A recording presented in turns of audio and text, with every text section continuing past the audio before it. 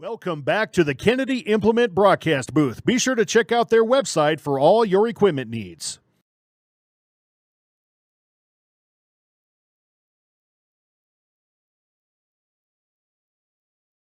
Always moving. Your journey Welcome matters. back to the Kennedy Implement And at Iverson broadcast Auto booth. Group, Be sure to we're check going out to their get you on website the for road all your with a equipment great needs. selection of new and used vehicles and trailers, and keep you on the road with top-notch service, maintenance, and support.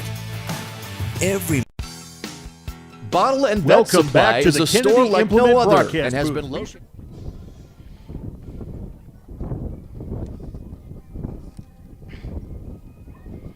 On Phillips Center Avenue since the 1960s. Bottle and Vet welcomes you to stop by the store to look around. Whether you're a regular customer or a new one, they probably have something you need. Bottle and Vet Supply provides livestock vaccines, veterinary supplies, tack, western wear, and boots. You'll find it all at Bottle and Vet.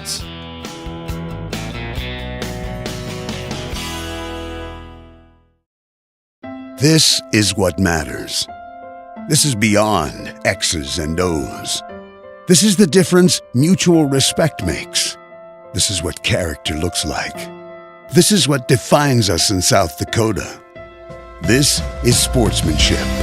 School sports, it's not the outcome that matters most, but the way the games are played. This message presented by the South Dakota High School Activities Association and the South Dakota Interscholastic Athletic Administrators Association. Colt's Nuts and Bolts in Phillip really has it all. You'll find steel products, GE kitchen appliances, kitchen decor, houseware, clothing, bugs and muck boots, and Milwaukee tools too. And you can get just the right color palette with Valspar paint. Take a look at the Ashley furniture they have and test out the amazing Rest mattresses. They also offer appliance repair and delivery. See all that they have to offer at Colt's Nuts and Bolts in Phillip. When you visit a corporate pharmacy, you sometimes feel like a number waiting in line. At Dakota Country Pharmacy, we take pride in knowing our customers and take pride in the communities we serve. A difference you experience when walking through our doors. Doors that opened over 100 years ago, serving rural South Dakotans the best care possible. We exist to improve the quality of your life. Phillip Building Center is your local full-service lumber yard, building materials, and hardware store ready to aid in all of your project needs. They offer steel buildings and custom sheds and encourage you to stop in for a quote or to learn more about their blow-in insulation trailer rentals, screen repairs, custom glass cutting, DeWalt and Stanley tools, PPG paints, stock tanks, electric fencing material, and plumbing supplies. They wish all area schools a successful and healthy sports season.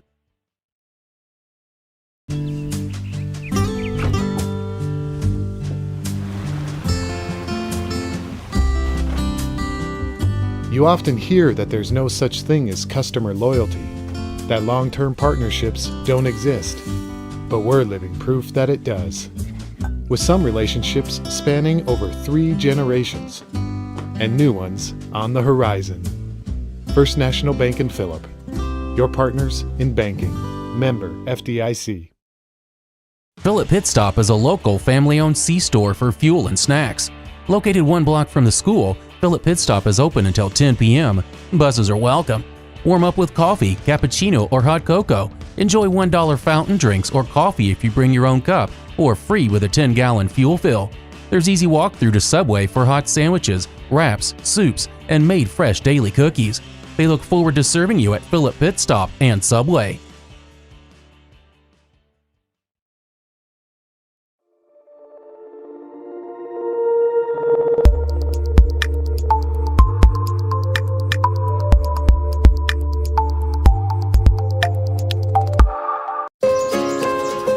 This is more than a bundle. It's more than a combo deal. It's not just stuff. This is your home, your car, and you want to give them the protection they deserve with home and auto insurance. State Farm agents get it. It's why they're here. In Phillip, talk to State Farm agent Jan Hewitt. When life gets hard and our thoughts get too much to bear, finding the resiliency within us can help us find healing. The 988 Suicide and Crisis Lifeline provides 24/7 free support for anyone in suicidal distress or emotional crisis. All texts and calls are anonymous and connect you to local resources that uphold cultural values and pave the way to healing. Find the strength within you. Find the strength within our culture. Reach out if you need help today. Your equipment is working overtime in the summer heat, but can your parts keep up? At Grossenberg, we're rolling out our August filter sale so you can stock up and keep your machines running smooth. Now, through the end of the month, save 16% on John Deere and Fleet Guard filters to help your machines finish the season strong. Partner up with us and stop by your nearest location or visit Grossenberg.com to take advantage of this deal while it lasts. Do you have a pest problem? Got bats, ants, termites? Family owned and operated, Olson's Pest Technicians have had over 50 years experience taking care of pest problems in places across South Dakota, Nebraska, and Iowa. Utilizing brilliant methods such as Centricon bait stations for termites and Vicane treatment for bed bugs, there's no pest too tough for Olson's Pest Technicians. If you have pest problems, call 800-KILL-BUGS. In today's economy, every dollar counts. To be certain you have the right insurance coverage at the right price, Bank West agents work with multiple companies to compare options on your behalf. Your Bank West agent can help you avoid paying too much, while assuring you have adequate coverage for those times when you need it most. Contact your local Bank West agent for a free policy review. Insurance products are not deposits, are not FDIC insured, and may lose value. We connect people. Have been for 100 years or so. How we get that done? Well, that won't always be the same. But why we connect people? Not in a million years is that ever going to change.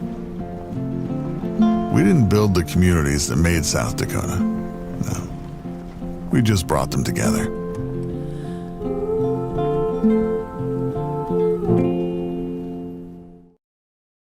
Crew Agency has been proudly serving and protecting the local farmer and rancher since 1984. They offer all your crop insurance needs, including multi-peril crop insurance, pasture, rangeland and forage, livestock risk protection, and crop hail. Crew Agency is a proud supporter of our local schools, athletics, and communities, and would like to wish all the student athletes good luck in their events this week. Give them a call at 605-433-5411. Crew Agency is an equal opportunity provider. Phillip Motors, always willing to serve you with a winning combination of small-town friendly sales and service, and the latest vehicle and trucks from Ford, Lincoln, Dodge, and Chrysler. Your friends and neighbors across the West River Territory have come to depend on Phillip Motors, family-owned for over 40 years, offering a relaxing, down-to-earth, comfortable car shopping experience. Search online at phillipmotors.com or stop by and see their new and used inventory. Phillip Motors proudly supports Philip Scotties activities. Out here, you learn that to keep growing, you have to keep changing. CHS and the farmers and ranchers we serve know all about change, because together we've changed agriculture. That's why we're the largest farmer-owned cooperative in the country. So farmers own the system they count on, with advantages at every step.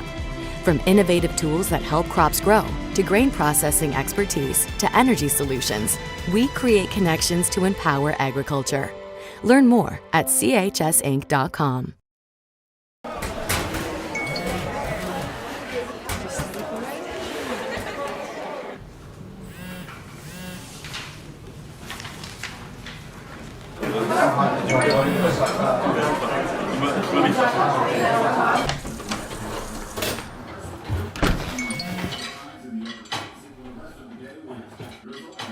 When the world feels big, a small note can mean everything.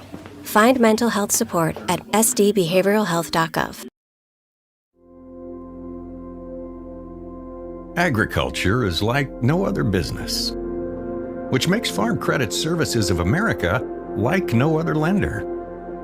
Owned by the farmers and ranchers we serve, our customers have a voice in how we work, a stake in what we do. and share in our success.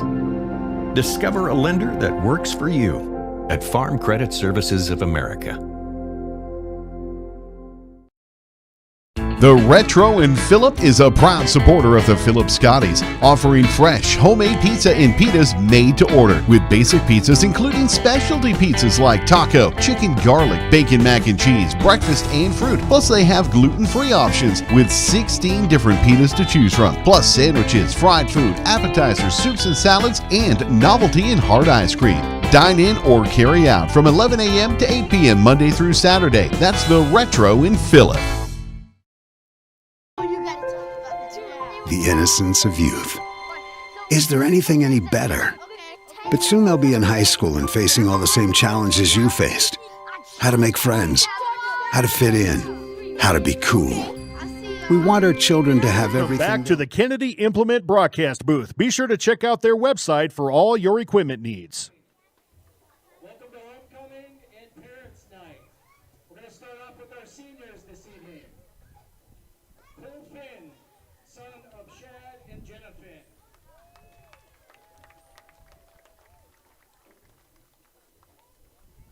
Latham Gabriel, son of Jeff and Heather Gabriel.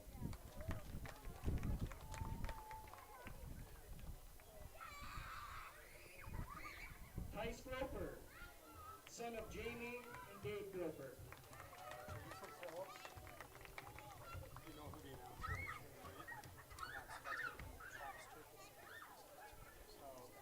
Carson Fugate, son of Bob and Shandon Fugate.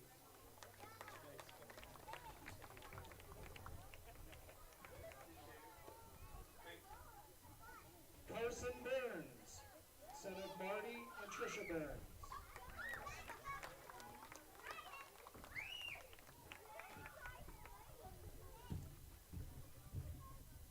Ethan Harris, son of Lindsay Harris.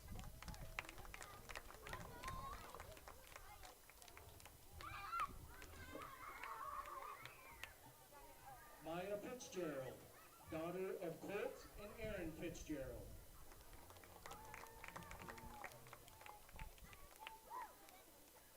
Now for our juniors. Christopher Lurs, son of Dustin and Carrie Lurs.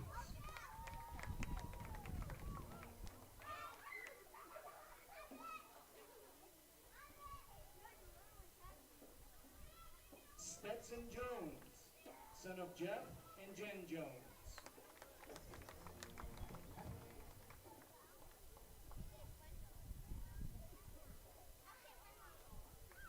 Brandon Wisher, son of Joe and Larissa Wisher.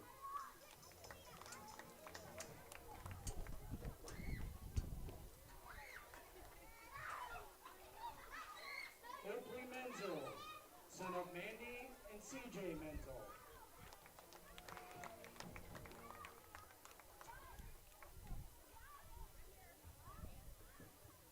Aiden Heltzel, son of Eric and Jennifer Heltzel.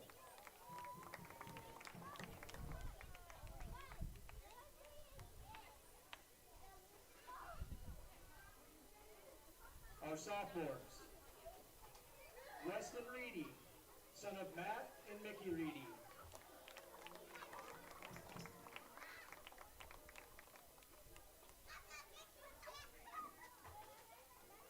Owen Turkleson, son of Travis and Danny Turkleson.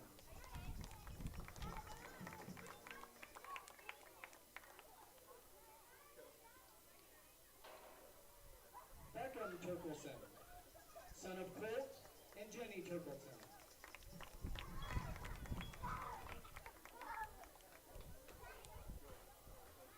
Lane and Jaden Martin, sons of Vance and Kristen Martin.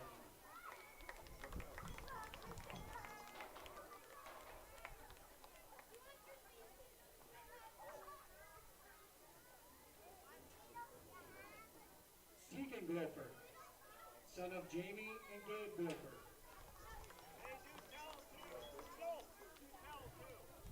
Sorry, and there's also Tel Gloper. Thank you, Travis.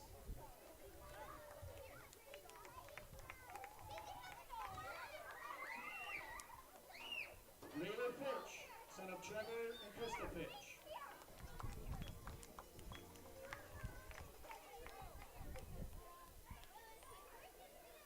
Jackson Rhodes, son of Jerry and Lexi Rhodes.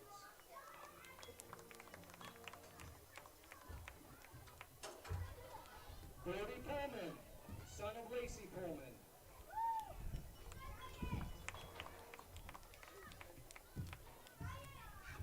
Deshaun Williams, son of Lacey Williams and Jamari Floyd.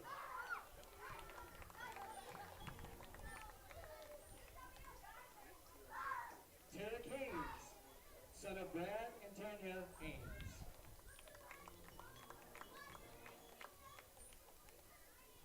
Kylie Filippiak, daughter of Ben and Brittany Filippiak. Now a freshman. Carter Fitzgerald, son of Colt and Aaron Fitzgerald.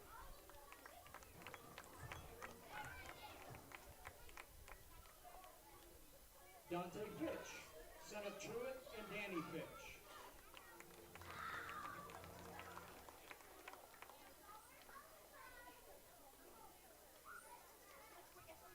Xander Harry, son of Jason and Christy Harry.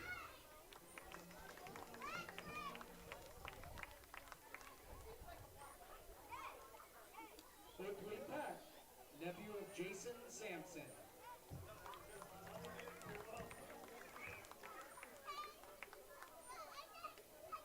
Baylor Brunch, son of Kaylee and Grady Lewis Brunch.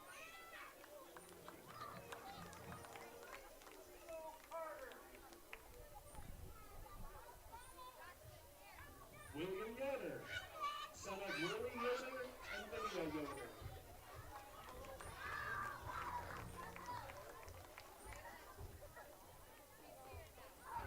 Keenan Parsons, son of Wade and Marcy Parsons.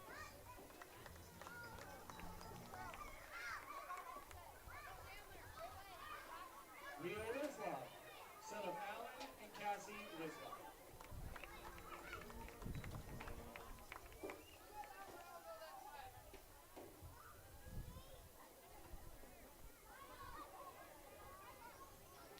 Thanks, Joe.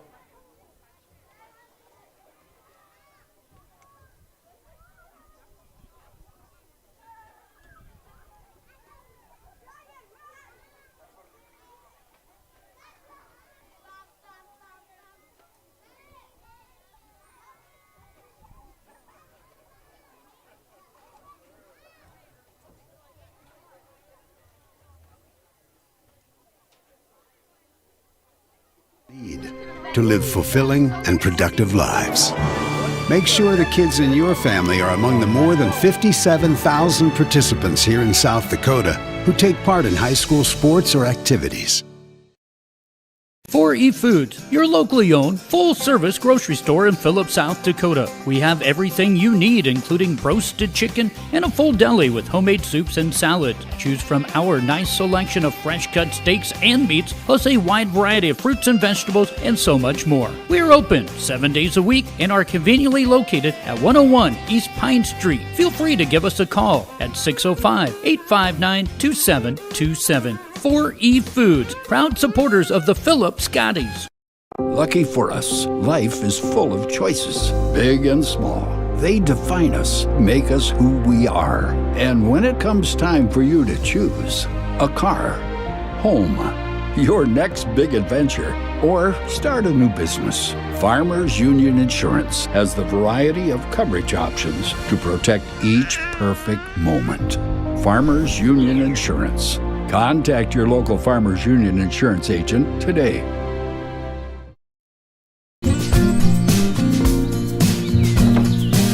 Nothing like kitchen conversation.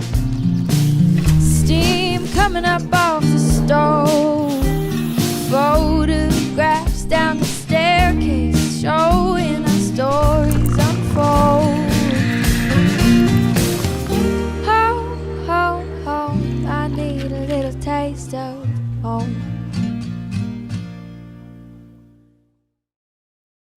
Phillip Health Services proudly supports youth activities in our rural communities. Phillip Clinic and Kadoka Clinic physicians and caregivers will provide you and your family with a personalized care experience. The clinic staff extend a sense of family and strive to improve the quality of life for all those who are entrusted to their care. When you or a loved one needs medical attention, choose a personal care experience at Phillip or Kadoka Clinic. Open 6 days a week for hours and more helpful information. See their weekly ad in the Pioneer Review or visit them online. Phillip Health Service, a personal care experience.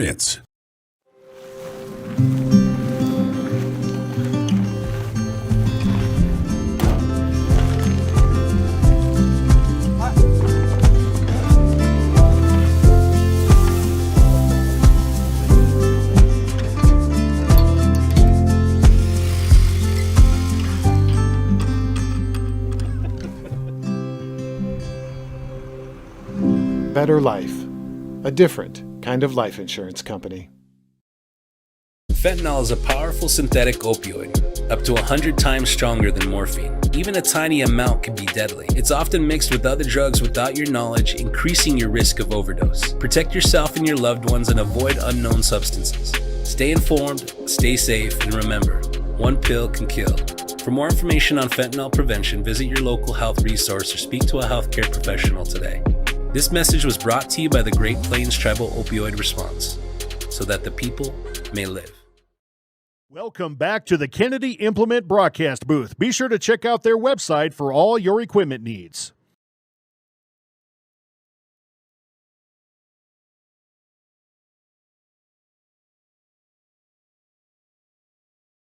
Welcome back to the Kennedy Implement broadcast booth. Be sure to check out their website for all.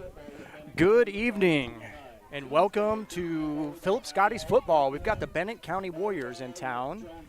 And it's homecoming for the Scotties early in the year with a limited number of home games. It's Joel Spry. I've got Terry Henry in the booth with me tonight. He's going to be running the camera. And we've got a great night for football. Friday night lights, Phillip, South Dakota. The sun is setting over the grain bins to the west of us. I think we got about another 10 minutes of blinding sun, and after that, it's going to be great. Exactly right, Terry. But, hey, I'm not going to complain about a little sunshine in my face. No. It's starting to feel a little bit more like fall. The wind, amazingly, has actually started to kind of taper down. It's going to be a great night for football, Terry. Yeah, it was a little rough this morning, wind and cold, and just like somebody snapped their finger, turned into beautiful football weather. 100%. Well, like I said before, we've got the Phillip Scotties coming in their second game of the season, and we've got the Bennett County Warriors in town tonight. They're off to a hot start, 2-0. They bring, where'd my little cheat sheet go here? Yeah, I think they have victories over New Underwood. New Underwood and Jones County. Yeah, and Jones County. I watched that New Underwood game. A couple things I came away with after watching that game is this is a team that's not going to be afraid to throw the ball when appropriate. Young Mr. Risky, number one, their quarterback, has a good arm. He's accurate. They're not afraid to call, planned running plays for him, and he's really good when the play breaks down of getting some positive yardage out of negative situations. Excellent. Yeah, I definitely expect some quality skill kids, a lot of speed to the team. And they come in to the game, in these two games, come into tonight's game averaging over 40 points a game so far. So the Scotties will be up to a tall task tonight. So we expect that challenge. Yeah, given that, tell me what you think, Joel. What do the Scotties have to do to walk away with a W on this homecoming night? Phillip Scotties tonight, really got to play just sound fundamental football, sustaining blocks, quality tackling, not letting people get out into space and open space. Like we had said, there's some skill kids on the other side of the field, but, the Scotties, we've got a set of skill kids ourselves, too. So I really expect them to come out, establish a run game, use the pass game as needed, but really just fundamental football, sound defense, put Bennett County into some third and long situations and force their hand a little bit, Terry. I think that's going to be a recipe for success for the Scotties tonight. Absolutely. I'm looking forward to see a couple dynamic special teams play here from the Scotties. And I think ultimately, as is often the case in high school football, your offensive, defensive lines have to dominate. And you got to have some kids win some one-on-one matchups. Absolutely. It's going to be a great matchup tonight. Again, homecoming, so a lot of big crowd. We're going to pause for a minute as the national anthem is getting ready to play by the Phillip Scotties Band.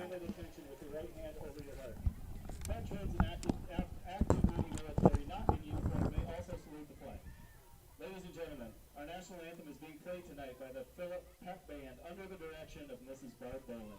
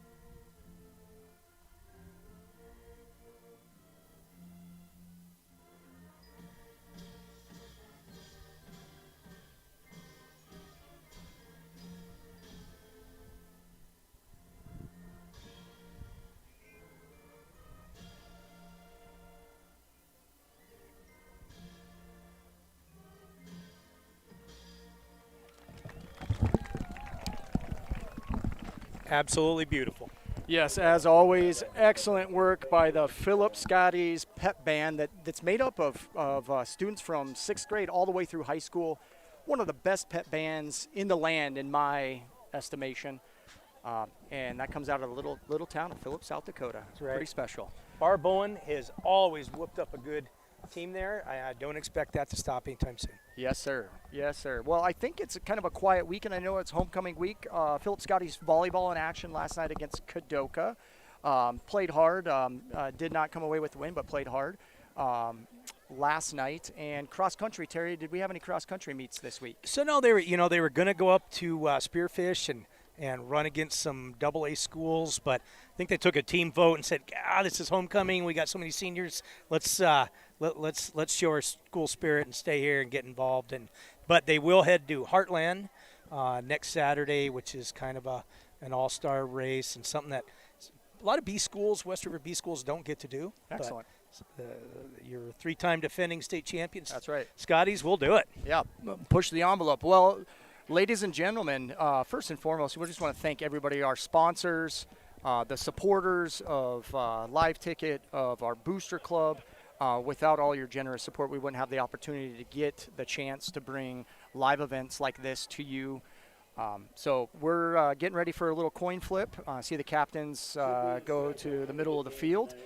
While we're waiting for the coin flip, we're going to take just a quick, short break, and then we're going to come on back for some fall football action. Philip, South Dakota, Philip Scotties versus Bennett County Warriors. We'll be right back. Lucky for us, life is full of choices, big and small. They define us, make us who we are. And when it comes time for you to choose, a car, home, your next big adventure, or start a new business, Farmers Union Insurance has the variety of coverage options to protect each perfect moment. Farmers Union Insurance. Contact Donna Enders, your local Farmers Union Insurance agent, today. In a world that's always moving, your journey matters. And at Iverson Auto Group, we're here to get you on the road with a great selection of new and used vehicles and trailers, and keep you on the road with top-notch service, maintenance, and support. Every mile of your journey, the experienced team at Iverson Auto in Mitchell and Huron are here to help. Visit us in Mitchell and Huron or start your search at iversonauto.com to begin your journey today. Bottle and Vet Supply is a store like no other. Back to the Kennedy Implement broadcast booth. Be sure to check out their website for all your equipment needs. All right, fans, we are back. We're just getting ready for kickoff. Looks like the Philip Scotties will go ahead and kick off to the Warriors tonight to start the game. They'll be kicking to the south end of the end zone. We've got this great sunset that we were just talking about. It's just at the top of the hill, right behind the screen. So if you're catching a little bit of glare from the screen, give it 10 minutes, and it'll be perfect. Looks like Cole Finn is back to kick it for the Scotties.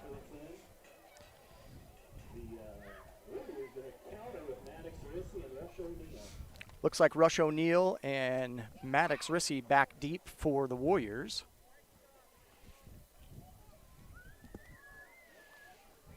And we're about ready to play some football, Joel. Yes, sir. Friday Night Lights style on the prairie. And our the game didn't even start. We got our first headlight warning. Terry, I know that's kind of a long-running joke, but what's the over and under on headlights? I'm going to call it 3.5 today. 3.5. All right. I'm going to take the over on that one, Terry. And they probably the smartest bet. We'll see all day. Well, just waiting a little delay in the action. The folks, I think they just got out of their car. Sorry for the commentary on that. I don't know what else to say. Maybe you should explain headlights in the north end zone. Right. So, well, headlights in general, the headlights can show on the field. So it really doesn't make a difference right now. But if they stay on when it gets dark, it could cause some problems. All right, here we go. It's like we're almost ready. Tick tock, tick tock. For those that don't know, someone will park their car, accidentally have the headlights on, leave, and then the game rolls to a stall. High school football. High school football. That's all right. Oh, hey, there's that sunset. There's that sunset. It's a dandy.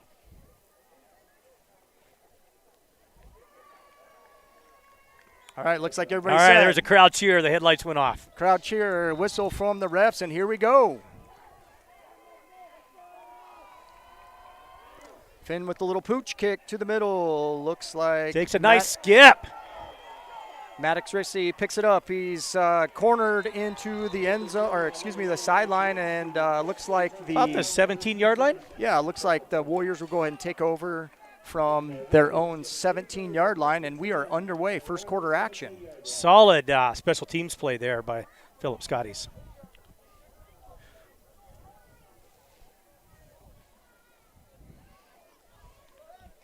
Getting adjusted here in the booth a little bit. Got to work around each other. All right, so the Warriors come to the line. First offensive possession. Looks like Maddox Rissy back, taking the helm as QB. Got number 11. Rush O'Neill out to the side. They hand it off up the middle. He's got a big hole. Gain. Looks like tackle by number 10, Tegan Groper. Stopped him after, but not after. Not move the chains. Rissy picks up the first down. Like about 13 yards. So that's a play I think we'll be seeing a lot. Just Rissy straight up the gut, and they're going to do it until Phillip can stop it. Yeah, and that's one of the four seniors for Bennett County, Jordan Rissy, with that carry to start the game. All right, Bennett County comes to the line, 1st and 10 from their own 32-yard line. Come out in a one-back set. And hand it off to Rissy again up the middle. A little bit better defended that time. It was a little more contact from the center, but not after Rissy picks up solid 3 to 4 yards. Yeah, looking at second and 6. Yeah, the interior line play for the Scotties is going to be a critical piece. You know, finding a way to create a pile, close down some of those running lanes will be really important. You got Cole Finn right in the middle there. Number 5, Latham Gabriel at defensive end. Christopher Lurs on the other side. And here comes Bennett County with 2nd and 6 from their own 35-yard line. And Maddox Rissy scrambles. Scotties do a great job of containing him. I don't think he gains any yards on that play. Great job. Great team defense by the Scotties. Yeah, he made the most of a kind of a snap that was down at his feet, picked it up, just tried to make some positive, but that was great defense by the Scotties to take advantage of that situation. Yeah, right out of the gate, Terry. I do think that was a designed run for Rissy. I think the snap kind of got him, slowed him down, but I don't think that he was doing anything other than running the football on that one, Terry. So that brings up a 3rd and 6 for the Warriors. I would not be surprised to see them put it in the air right now. They're not afraid to do so, and it's time for it. Absolutely. Definitely a passing down. We'll see if the Scotties secondary, we'll see if we can get some internal pressure from one of our defensive ends. Rissy back, finds him open. Gets it out to O'Neill, and the Scotties gobble him right up. Great job of defense by the Scotties. They sure did. They gave him, fine, you go ahead and catch it for 3-4 yards, and we're going to gang tackle you, make you punt. Absolutely. Now this is decision time for the Warriors. They got a 4th and 4 from their own 37, 38-yard line. It does look like they're in punt formation. We've got Groper back. That'd be Tegan Groper back is the lone punt returner. Warriors got a little personnel issue here, and they are set to punt it. It's definitely an area where there could be a little fake, but it does look like he's going to punt it away. It's a low line drive punt right to Groper. Groper's got some space. And it looks like O'Neill does catch him from behind. There's no flag on the play as he did. Boy, Brandon Wishart was just licking his chops to set a block there, and Groper just couldn't quite get around O'Neill to take advantage of it. That's right. Well, the Scotties take over on their own 31-yard line for their first offensive possession of the game. Just make sure I'm not in the way of the camera here. No, you're good. Very good. All right, Scotties take over, 1st and 10. Tegan Groper back. Looks like a 3-back set for the Scotties. No wide receivers. So we got Latham Gabriel joining him back there. It's like and a hard count gets 55. Let me look here. Isaac Gibbons to jump. Hey, we'll take those freebies. Any chance you get to get some free 5 yards without having to run a play? Throw this one out to Mr. Brad Helsel. There's a little mustard on the lettuce. A little mustard on the lettuce. I like it. I like it. All right, Scotties, 1st and 5 from their own 36-yard line. And it looks like a little clock reset, and there's the whistle, and here we go. Same wishbone set for the Scotties, or actually they went into wishbone here. Groper drops back, rolls right. Finds some space, decides to run it. Makes one guy miss and picks up a first down. Nice for the play. Scotties. Good hard running by Groper. Tegan Groper looked downfield, saw one read, saw 2 reads, and made a good decision. Got it back to the middle of the field and picked up a first down for the Scotties. Looks like so number. That's winning those one-on-one contests that we talked about earlier. Nice kind of jump. Stop and a little jump cut. Thank you. Cut. There you go. All Words right. are hard sometimes. All right, Joe. Scotties take over. 2-back set. Quick pitch outside to Owen Turkelson. And he picks up positive yards. Looks like he got about 5. Good blocking by the Scotties there to give Owen a crease to get through. Yeah, absolutely agree. Good team blocking. Pushing the pile right. Picked up a solid 5 yards. And the Scotties are working on a nice little drive with their first possession, getting close to the 50-yard line on their own 49-yard line, looking at a 2nd and 5. And the Scotties drop back in a 1-back set from shotgun. 2 receivers to the right, and it's a handoff to Gabriel. Gabriel goes over the right side, breaks 1 tackle, and gets stopped. Might have picked up a yard. I think he got a little bit of positive yardage. Yeah, the Warriors did a good job of really stretching that play out down the field, not allowing him to get north and south, making him have to stretch it and run a little more east and west, which allows your linebacker play and even your defensive backs to come up and make a play there. And they did. Yeah, but he did pick up a yard. They get across the 50. They're in Warrior territory. Looking at a 3rd and a long 3, possibly 4 here. Scotty's back in a wishbone set. And they hand it off to Groper, and Groper. I think he got it. Yes, he did. Yes, he did. They're moving the chains. They're moving the chains. First down, Scotties. That's just hard-nosed football right there. That's just creating a lane and letting a man. Yep, just a little power. 3 yards and a pile of dust. Little 27 power. Good blocking up front out of that wishbone set, and Tice Groper picks up the first down. Scotties move it to the Warrior 46-yard line. 1st and 10, 7:18 and counting to go. First quarter action in tonight's game. Scotties come out with another different look. Shotgun, 2-back set, receiver to the right, and it's another handoff to Groper. Groper takes it over the left side, finds some space in the middle, makes a guy miss. One guy to beat down the sideline, and he's gonna score. Touchdown, Scotties. That's that 1-to-1 contest that I talked about. That's going to be crucial for whichever team ends up winning this game. They got to, win those 50-50 contests. Absolutely, Terry. Absolutely. Scotties did a great job. Started off with the interior line, creating a hole, big hole for Tice Groper to run through. He broke a tackle, got to the outside, turned on the jets, and was able to put it in the end zone for the Scotties. Looks like they're going to go for 2 here. Yeah, first game of the season, they came out and they kicked it a few times, but it does look like they're going to work on 2-point conversion game here. Scotties come out with one back set. Groper looking to throw up in the air and just out of the hands of Tice Groper. All right, Scotties score first tonight. They're up 6-0, 6:53 to go, first quarter action. We're going to go ahead and take a quick break, and we'll come back for kickoff. Located on Phillips Center Avenue since the 1960s, Bottle and Bed welcomes you to stop by the store to look around. Whether you're a regular customer or a new one, they probably have something you need. Bottle and Bed Supply provides livestock vaccines, veterinary supplies, tack, western wear, and boots. You'll find it all at Bottle and Vets.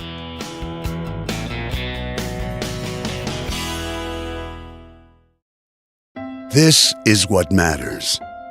This is beyond X's and O's. This is the difference mutual respect makes. This is what character looks like. This is what defines us in South Dakota. This is sportsmanship. School sports. It's not the outcome that matters most, but the Back way. to the Kennedy Implement broadcast booth. Be sure to check out their website for all your equipment needs. All right, welcome back. We were getting ready for the kickoff after the Scotties were able to march down the field, 4, 5, 6 play drive. Nice drive. They started, I think, on their own 31-yard line. Right. And so a nice, 60. I don't know if Coach Sudbeck could have drawn that up any better. A good defensive effort to start the game, and then. All right, short kick. Looks like O'Neill picks it up. He's got it down the right sideline, makes one guy miss, and gets knocked out of bounds just shy of their own 30-yard line. So the Bennett County Warriors will take over second offensive possession of the first quarter. Yep, looking like the 29-yard line as they come back out. All right, we'll see what kind of adjustments the Warriors decide to make here. Really ran the football, did have one pass, but a lot more run, but really it was only, 3 or 4 or 5 plays for the Warriors. So definitely their one big positive playbook. play was Rissy running straight up the middle for like 12, 13 yards. We'll see if they continue to go back to that. Yeah, they come out shotgun formation, 2 receivers set out to the right side. They're looking to throw it, a pump fake, and Rissy pulls it down, makes a couple guys miss, and picks up, looks like he picks up 3-4 yards. And a good tackle by Owen Turkleton coming up to make that stop. That was great pass defense right there. They gave him nothing, and he saw it right away. Absolutely. His only play was to try to scramble and get as much as he could. Yes, and it did look like a little pump fake, maybe a little out and up type route, something like that. I wasn't paying enough attention to really look. I'll have to pay a little more attention to that. All right, so the Warriors come back to the line, second and a long 7 from their own 31-yard line. Come out in that 2 receiver set to the right. Rissy under center, looking to pass again. And good coverage, and they're able to get him stopped. Great job by Latham Gabriel of staying home and then coming up and making. I gotta give a compliment there to Randon Wishard. He stuck with his man, was right in his hip pocket, and gave Rissy no target to throw to. Absolutely, very impressed with the secondary play from the Scotties to start this game. Now the Warriors lost about 5 or 6 yards there, looking at a 3rd and 11 from their own, looks like their 28-yard line as the Warriors come to the line here. Again, Rissy did have time. I will get their O-line is doing a great job of giving them an opportunity. Phillips bring in a 3-man set. Looks like a linebacker climbing up. Oh, and it's picked up by Tice Groper. Groper down the left side. Cuts back. There's a lane. He's got one guy to beat. Oh, he slips. Would you look at this? And he gets in with the touchdown. Great run after the interception catch by Tice Groper. That is an athlete right there. That was a putting fantastic his wares on football display. play. And there is a flag on the field. I'm not sure what that's going to do but I do see a flag on the far side of the field. So we're going to hold tight and see what they have to say. I didn't see it, but I would guess a hold. Hold or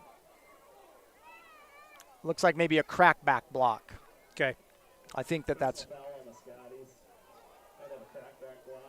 Yeah, I did hear our public address announcer did say crackback block. So I'll tell you, that was a heck of a run back. And let me point out, Bennett County is loaded with athletes. 100%. To win those one-on-one matchups against the likes of Rissy and O'Neill, they're chock full of talent. Yes, that's what's going to make this matchup so fun tonight. I think we're going to see some plays like that all night long, and a penalty takes away kind of the flourish of that play, but it doesn't take away great coverage by the Scotties coming out. Secondary playing fantastic. Tice Groper read Rissy's eyes, stepped up, high pointed the football, and Scotties take over second offensive possession here, still in the first quarter, 4:52 to go. And they've got great field position taking over on the Warriors' 29-yard line. Warriors defense looking to make a stop here. Looks like they set up in a three-man line. And another whistle. Looks like timeout Warriors, and some more headlights. That's two, more Terry. Headlights. I think you're gonna get it. All right, we're gonna take another short break, and we'll be right back after the timeout.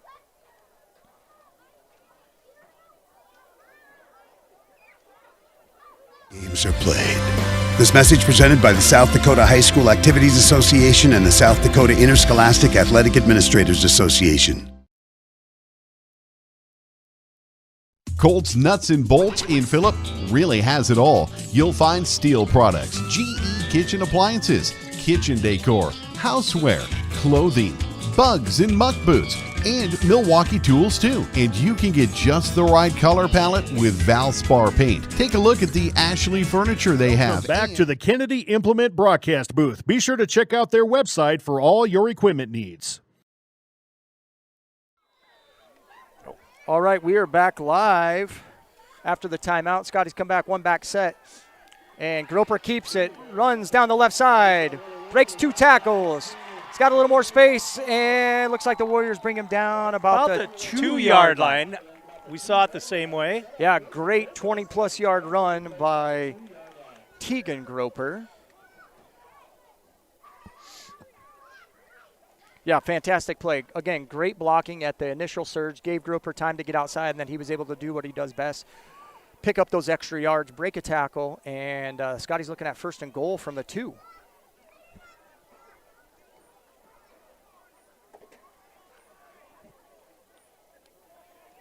Stack formation.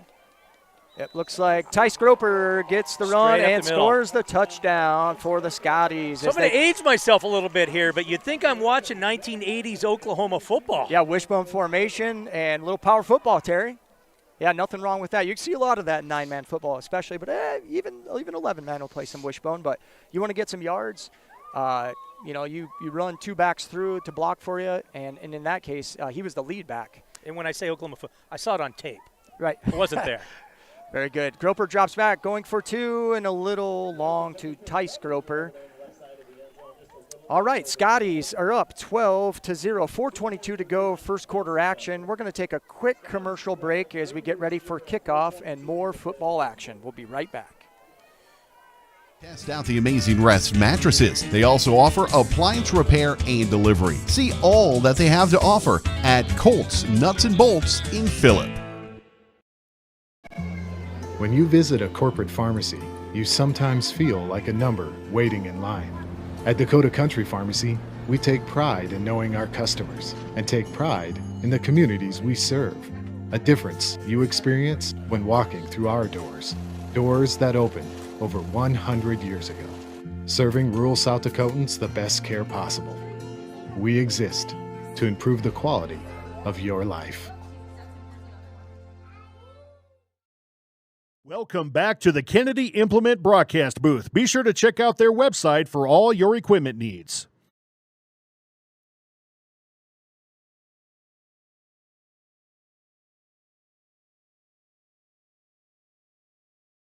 Welcome back to the Kennedy Implement broadcast booth. Be sure to check. All right, we are back live action, getting ready for the kickoff here. Scotties just scored on their second possession after our takeaway, and a little pooch kick. And actually, it's a really, really good one. Ball still on the ground. Number 50 for the Warriors picks it up. That'd be Louis Novotny. Boy, that ball was exposed for a long time, Joel. Yes, it was. Yes, it was. A good little, I'll call it a little pooch, ground scramble pooch kick. So what I'm seeing here, that's 3 consecutive kickoffs that the Scotties have just tried to take advantage of a hop and a skip ball. First 2 were a little bit deeper to Rissy. Neither was fielded cleanly. This one was exposed longer than I think the Warriors would like to have seen, and Scotty could have easily fallen on it. Yeah, absolutely. You know, Maddox Rissy, any of the Rissy boys, and Rush O'Neill are absolutely fantastic athletes. So, you know, the Scotties are not likely to just kick it deep and let those guys run free with coverage. All right. Good point. Warriors come out, 1 back set, shotgun with Rissy. Scotty's got a 3-man line, and it's a handoff up the middle to Jordan Rissy. Looks like number 40, Carson Burns, with a good solo tackle there. Reigning homecoming king with a big old hit there. Absolutely. Yeah, great job. Good stuff in the middle. Rissy picks up about 3 hard-earned yards. And the Warriors will have a 2nd and 7 coming up from their own 36-yard line. So what I'm wondering if we're going to see here pretty soon, Joel, is look like Rissy up the middle, and Rissy just pulls it back and kind of sets up a long bomb. Because as we said during intermission, Warriors are going to start looking to do something a little bit different. That's right. Looks like the ball hits the ground, a little bit of a broken play there. Looks like the Warriors might have picked up another yard or so, made something out of a broken play there. What are they looking at? They're looking at about a third. 6? Yeah, third and a long 5, 3rd and 6.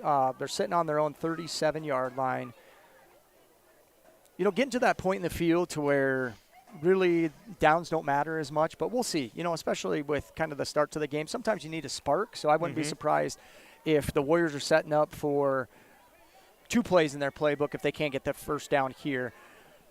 Warriors come out, 2 receivers to the left, 1 back set, shotgun for Rissy in the snap. Looks to pass. He's got some time, finds some space in the middle, and he's open. Looks like he does pick up the first down, and a big tackle by number 40. That's Carson Burns again, but not after Rissy.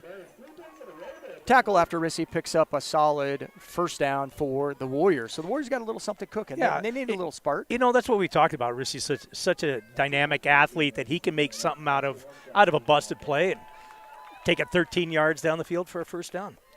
Absolutely. Absolutely. All right, so Bennett County gets the ball to their own 45-yard line, just shy of midfield here. Come out with a 2-receiver set, still 1 back. I think they've ran that same formation. The snap, handoff to Jordan Rissy up the middle, and he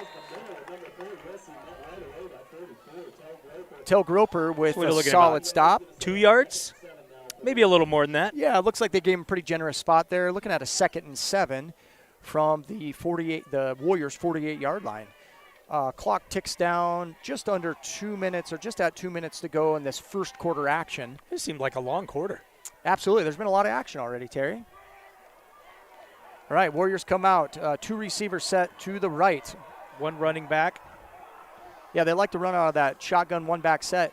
Quick pass out to O'Neill. O'Neill breaks the first tackle, but looks like Randon Wishart comes up and makes a great tackle. Nice team tackling there. Absolutely. Looks like Groper did a great job of sniffing that out right away and then had a teammate come up, and maybe it was vice versa. Maybe it was Randon Wishart and then Tegan. Doesn't matter. Scotties did a great job of stopping that play. That's just team football right there, team tackling. And, in fact, they lost a yard. And that's the guy that the Warriors would love to have isolated out there one-on-one all night long with Mr. O'Neill on anybody else on the field here. Scotty's doing a great job. All right, Warriors come out 3rd and 8 from their own 47-yard line. Again, 1 back set, 2 receivers to the left this time, looking to throw the football. Drops back. Cole Finn with some pressure, and they throw it deep, and it's caught. But looks like number 2, Hayden Rissy. So the Rissy to Rissy connection. Owen Turkelson had a great beat on the ball. He jumped up and just kind of went through his hand. Yeah, I think he just mistimed his jump a little bit. Great position. that's a scenario that Owen gets that opportunity, 8 more times, 9 more times, and he makes that play. And on that particular time, he just unfortunately did not. So there's that spark you were talking about. Yeah, the Warriors are in business. Long pass takes them all the way down to the Scotties 20-yard line, looking at 1st and 10 with the short field. Handoff to Rissy, and he doesn't go anywhere. Looks I like don't know if he gets back to the line. Maybe gets over it a little bit. Joel, when you got a team full of athletes like the Warriors do, you're going to see plays like this. Absolutely. No doubt about it. There's going to be some offense in this game, Terry. Even with great defense, you're looking for that big play either side, right? The Warriors need a big play. They got it. Working on a short field in the red zone here, working 2nd and 10 from the Scotties 20. Rissy drops back. Quick pass, and nobody's home. And that's going to be the end of the first quarter. Well, a lot of good, fun action, Terry. Scotty's up 12-0. Warriors are marching. And there's a lot of ball game left. A lot of ball game left. It's 2 touchdowns to 0, but this has just been a game of a couple plays go one way or the other, and each time they broke the Scotties' ways. I'm sure the Warriors are going to make some corrections here, both at this quarter break and then at halftime. Right. And they're just going to keep slugging it out. Absolutely. This game is far from over. But a great start for the Scotties coming out homecoming tonight here in Phillips, South Dakota. We're going to take a short break, and we'll be back for second quarter action. Thanks for joining us. Welcome back to the Kennedy Phillip Building Implement Center Broadcast is your booth. local Be sure to check out full-service their lumber website yard, for all building your materials, equipment and needs. hardware store ready to aid in all of your project needs. They offer steel buildings and custom sheds and encourage you to stop in for a quote or to learn more about their blow-in insulation trailer Welcome rentals, back to the screen Kennedy repairs, Implement custom Broadcast glass booth. cutting, Be sure to DeWalt check out and their Stanley website tools, for all your EPG equipment paints, needs. stock tanks, electric fencing material, and plumbing supplies. They wish all area schools a successful and Welcome healthy back sports to the season. Kennedy Implement Broadcast booth. Be sure to check out their website for all your equipment needs.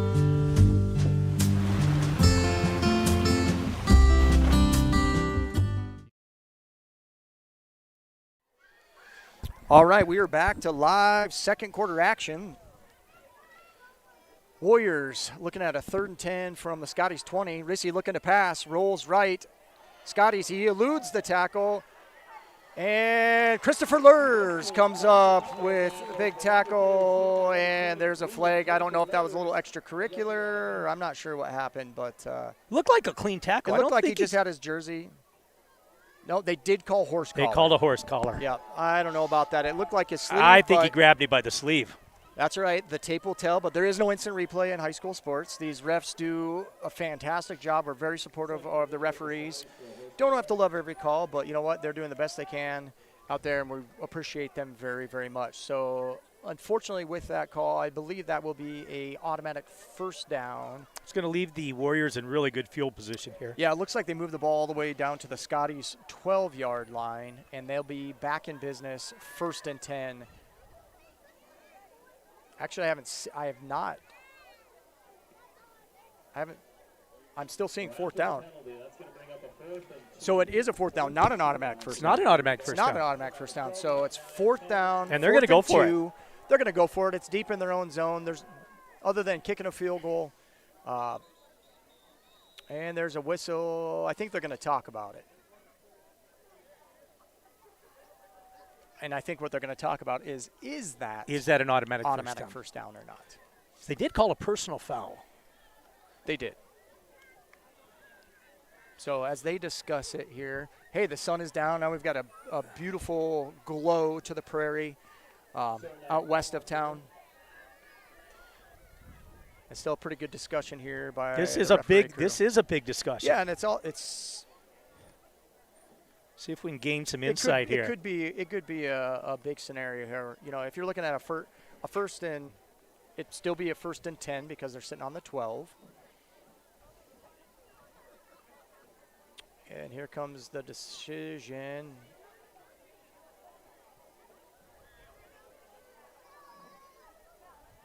Yeah, the call's going to be half the distance of the goal, but it is going to be a first down. So it's not 15 yards because it was inside the 30. Inside the 20. Yeah. Inside the 20, excuse me. Right. So it is 1st and 10. I guess it's 1st and goal because it's from the right 10. at the 10-yard line. So 1st and 10, doesn't matter. Here come the Warriors. One back set, 2 receivers right. They hand off to Rissy. Rissy goes hard over the left side. Looks like Carson Burns with the tackle after he picks up 2 yards. Number 30 Burns and number 12 Turkleton on the stop. Let's see what they did in 3 yards. They did about 2 into 3 yards. Going to set up a 2nd goal now from the 87-yard line.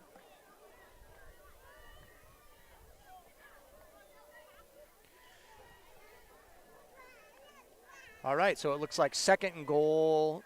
Warriors taking their time. Come to the line. We've got Rissy in the backfield. Got Hayden Rissy out to the right and Rush O'Neal on the top. They got the big tight end there on the left side of the line of scrimmage as well. Rissy rolls right, comes back left, looks up deep, high points it, and he's out of bounds. He's out of bounds. And that's Mr. Soderlin that I was just talking about. Yeah, a big, tall kid, very athletic, made a great play on the ball, but just ran out of real estate back there in the end zone, so it'll bring up 3rd and goal from the Scotties 8-yard line. I didn't see who was defending him. Owen Turkleton did a great job. You just was the height advantage is very difficult to overcome. And, Owen just kind of rode him to the back of the end zone where, he could come down with it, but he's going to come down out of bounds. Absolutely. Great defense there. All right, Warriors come to the line. 3rd and goal. Same setup. O'Neal at the top. Hayden Rissy below. Looks for the boot. Throws it outside, and it's little long. Looking for Rush O'Neal out there on the edge. Great coverage by, I believe that was Randon Wishart on the coverage, so it's going to be a 4th and goal. Of course the Warriors are going to go for it here. Let's see if the Scotties defense can step up for one more play here. So you know whose name we haven't called a lot tonight, and I'm going to call it right now, is Cole Finn, right in the middle. He's been working his tail off. I'm calling Cole Finn right here, making a play. Now, if you're the Warriors, what are you going to do here? What's your go-to play? I'd probably go back to Soderlin just because you got that height advantage. I'd probably find a way to get him in just a little bit of space. Listed at 6'6", and I think the measuring stick might have been a little short. Hey, they go 3 receiver set. Soderlin on the inside closest to the line here. And the snap, they drop back. And Rissy takes his own number, gets caught, and the Scotties are able to stop it. Good. Big defensive stop. Big defensive stand for the Scotties, and they'll take over on their own, it looks like 4-yard line. I got to give those young men some credit. It would have been easy to fold after, 2 kind of negative defensive plays, a big pass play, and then the horse collar. They just didn't. They just stayed in there and play defense the way they're taught. It's a great point, Terry. It's a great point. And that's what football is all about, is that response. So here the Scotties come out. 1st and 10 from their own 4-yard line. Got 96 yards to go. 2nd quarter action, 10:42, and counting at the snap. And it's a handoff to Gabriel. Gabriel goes over the left side, gets some space, and picks up a nice gain. Looks like he gets out. 6 yards, 7 yards maybe? Yeah, gets out past the 10-yard line. Yep, 2nd and a long 3 for the Scotties, but a great first down play. Give themselves some space, a little breathing room, and a solid play. Great run by Latham Gabriel. I think we got a really good view going on here. The light is just perfect, Joel. Hey, let's hear from you guys out there. If you're seeing something that we could improve on, most of you have our text numbers. Shoot us a text. We'll let Terry know. Yeah, let me know. All right, quick pitch to Groper, breaks the tackle, and looks like the Warriors bottle him up. And I see some. I see a little laundry out there. Yeah. Warriors did a good job of stretching that play out, and Tice Groper just didn't have anywhere to go on that 2nd down play. And we're going to see what the verdict from the penalty is. Looks like a hold. Yeah, it looks like a hold for the Scotties. So now it's a situation, do they accept the play and go to a 3rd because they stopped it, or do they replay 2nd down? More than likely they're declining the penalty. See, I was just going to say, more than likely they're going to decline that penalty, take the result of the play and push them to 3rd down. They're going to be looking at about a 3rd and 5, maybe 6. There, you called it. Yeah, when you got a field position game smart like this. Football. Well, it's just, every once in a while you get lucky, Terry. Every once in a while you get lucky. All right, Scotty's looking at a 3rd and 5 from their own 10-yard line here. Warriors looking for a big defensive stop, try to take a little momentum. They just got stopped on a goal-to-go situation. And it looks like the refs are trying to figure out a spot. That line judge is coming in. Looks like they need to move it back just a little bit. Yep, and he moves it back probably another yard. So, yeah, a legitimate 3rd and 5 for the Scotties here. What are you doing here if you're the Scotties? I think you got to run the football. I think you got to run power football. It looks like they've got. I think they're going to talk about it. Yep, looks like the Scotties do call timeout. All right, well, they talk about it. We're going to let our sponsors do a little talking to you, too. We'll be right back after a short message. You often hear that there's no such thing as customer loyalty, that long-term partnerships don't exist. But we're living proof that it does. With some relationships spanning over 3 generations, and new ones on the horizon. First National Bank in Phillip. Your partners in banking. Member FDIC. Phillip Pit Stop is a local family-owned C-store for fuel and snacks. Located 1 block from the school, Phillip Pit Stop is open until 10 p.m. Buses are welcome. Warm up with coffee, cappuccino, or hot cocoa. Enjoy $1 fountain drinks or coffee if you bring your own cup, or free with a 10-gallon fuel fill. There's easy walk-through to Subway for hot sandwiches, wraps, soups, and made fresh daily cookies. They look forward to serving you. Back to the Kennedy Implement broadcast booth. Be sure to check out their website for all your equipment needs. All right, we are back. Live action. 3rd and 5 for the Scotties on their own 10. Well, actually, they're on their own 8-yard line.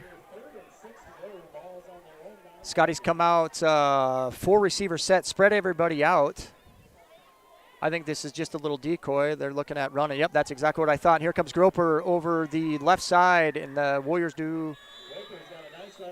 It does look like he's going to pick up the first down. I think he got it. I think he did. At first I looked up and I was expecting the sticks, but it was really the yard marker. But, yes, that is a first down for the Scotties on a nice design play. I like the way them all out. I like the way they spread them out. Absolutely. Like Absolutely. I said, make their athlete beat your athlete. And the best part about that is you give that look, and maybe a little later in the game you give that same look, and you can pass the ball out of that formation as well, too. So Scotties come to the line, 1st and 10. Looks like from their own 16-yard line. Looks like shotgun, 2-back set, handoff to Tice Groper. Makes a few people miss. And nice little run. A good jump cut right away. I don't know if that play was designed to go left right away, but he jump cut right after he took the handoff and cut it back to his right and was able to kind of needle his way through. And boy, he's just right on the sticks there. Did he get that? He did pick up a first down. That's a great run. In fact, I didn't think he had that many yards. Great job, Tice Groper. Just didn't go down. He did not. He's running with intent. Running with intent, Terry. Nothing's better than seeing football and running backs run with intent. All right, Scotties, another first down as they march down the field here from their own, looks like 26-yard line. Another handoff to Latham Gabriel. He makes a cut, gets out into some space.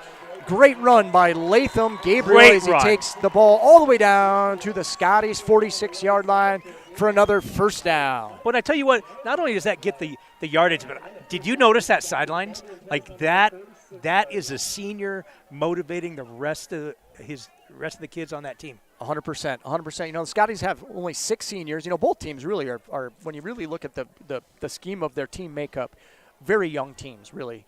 But having senior leadership and sparks like that from Latham Gabriel, good hard run, picks up another first down for the Scotties as they take over from their 46-yard line. Handoff, Tice Groper. He's got one guy to beat. That's Rush O'Neal, and they're able to contain him, and but not after. Sorry, I'm in the camera shot there. Hey, another first down for the Scotties. That's 3 runs in a row with first downs. Yeah. Great job. Good blocking up front. Have the Scotties passed it yet today? This evening? No, they have not. I think they had one pass play, and Groper pulled it down and ran it. So they have not ran. They haven't needed to run. They haven't needed to throw the football yet. Good running game. So the Scotties take it across the Warriors' 30-yard line as they take over first down from the Warriors' 29. And a handoff to Gabriel. He gets tripped up in the backfield. Great job. That's a nice play by Rissy. Jordan Rissy, good penetration, and makes a great tackle on Latham Gabriel. Tell you what, those young men in yellow and purple, there's some good athletes on that team.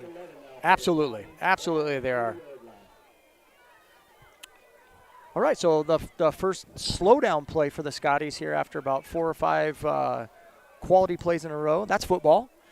And Warriors responded as they got their backs against the wall as the Scotties are marching down deep in the territory. Remember, this drive started off at the Scotties' 4-yard line to start. So the Scotties putting together a great drive here in the second quarter. Groper pulls it down, runs it over the right side. Good stiff arm and gets knocked out of bounds. Nice pickup. Yeah, nice little run. Looks like he picks up probably 8 or 9 yards. I agree. And it's going to bring a third and manageable at 3rd and 5. So after a little negative play, they turn right back around, and a good little play by Groper. Gropers, Rissies, there's a lot of last names that you're going to hear a lot of tonight, and some brother connections in the midst of there, too. So I don't know if you've noticed, but they've had Brandon Wishart in motion a couple times the last couple plays. And I think they're setting up something. Yeah, this would be the time to make that happen. And he does. He rolls out. Looking to pass. Throws it deep to Christopher Lurs, and Lurs is unable to go over the top. Ball was just slightly underthrown. Christopher Lurs definitely has the height advantage out there. Riker Heathwood, nice defensive play there. Just kind of boxed him out almost like a basketball player. And Right. Just create a little jump ball situation. Great defense. Jarred it out of his hands. Great job by Christopher Lurs of going up for that ball. Just couldn't quite come down. So Scotties big fourth down play. Scotties are going to go for it here. They're deep in the Warrior territory, and opportunity to pick up a first down here. Still looking at 4th and 5. So we got one back set. Mr. Gabriel in the backfield. Yep, they do have, looks like Tice Groper split out to the left there, and unfortunately a false start on the Scotties. Yep, just got a little excited on the right side there. Step back, so the Scotties will be looking at a 4th and 10. I'm sure they're still going to go for it.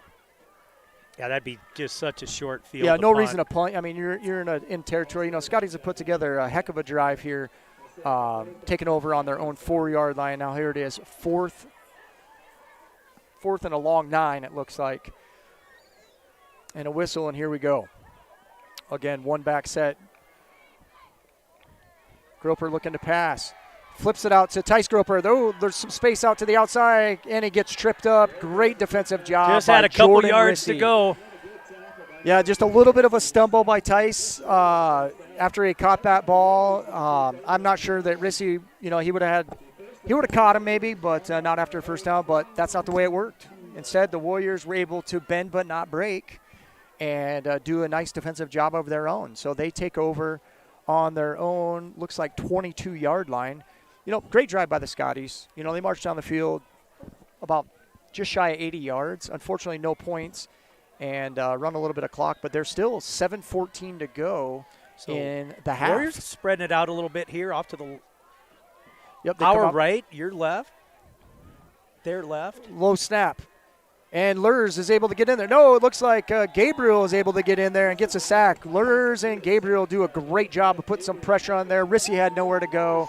That's a good 7-yard loss. Yes, that's a great sack. Puts the Warriors at 2nd and 17, it looks like, from their own, looks like 17-yard line. Yeah, nice response. After the Scotties were unable to put points on the board there, the next best thing you can do is just play great defense, and they sure did on that play. All right, Warriors come out. Looks like Hayden Reese out spread wide. Yep, they're looking to pass the ball here. They throw it underneath. Looks like that's Soderland with a nice gain there. I'm not sure that he picked up a first down, but a very nice gain by Soderland and the Warriors.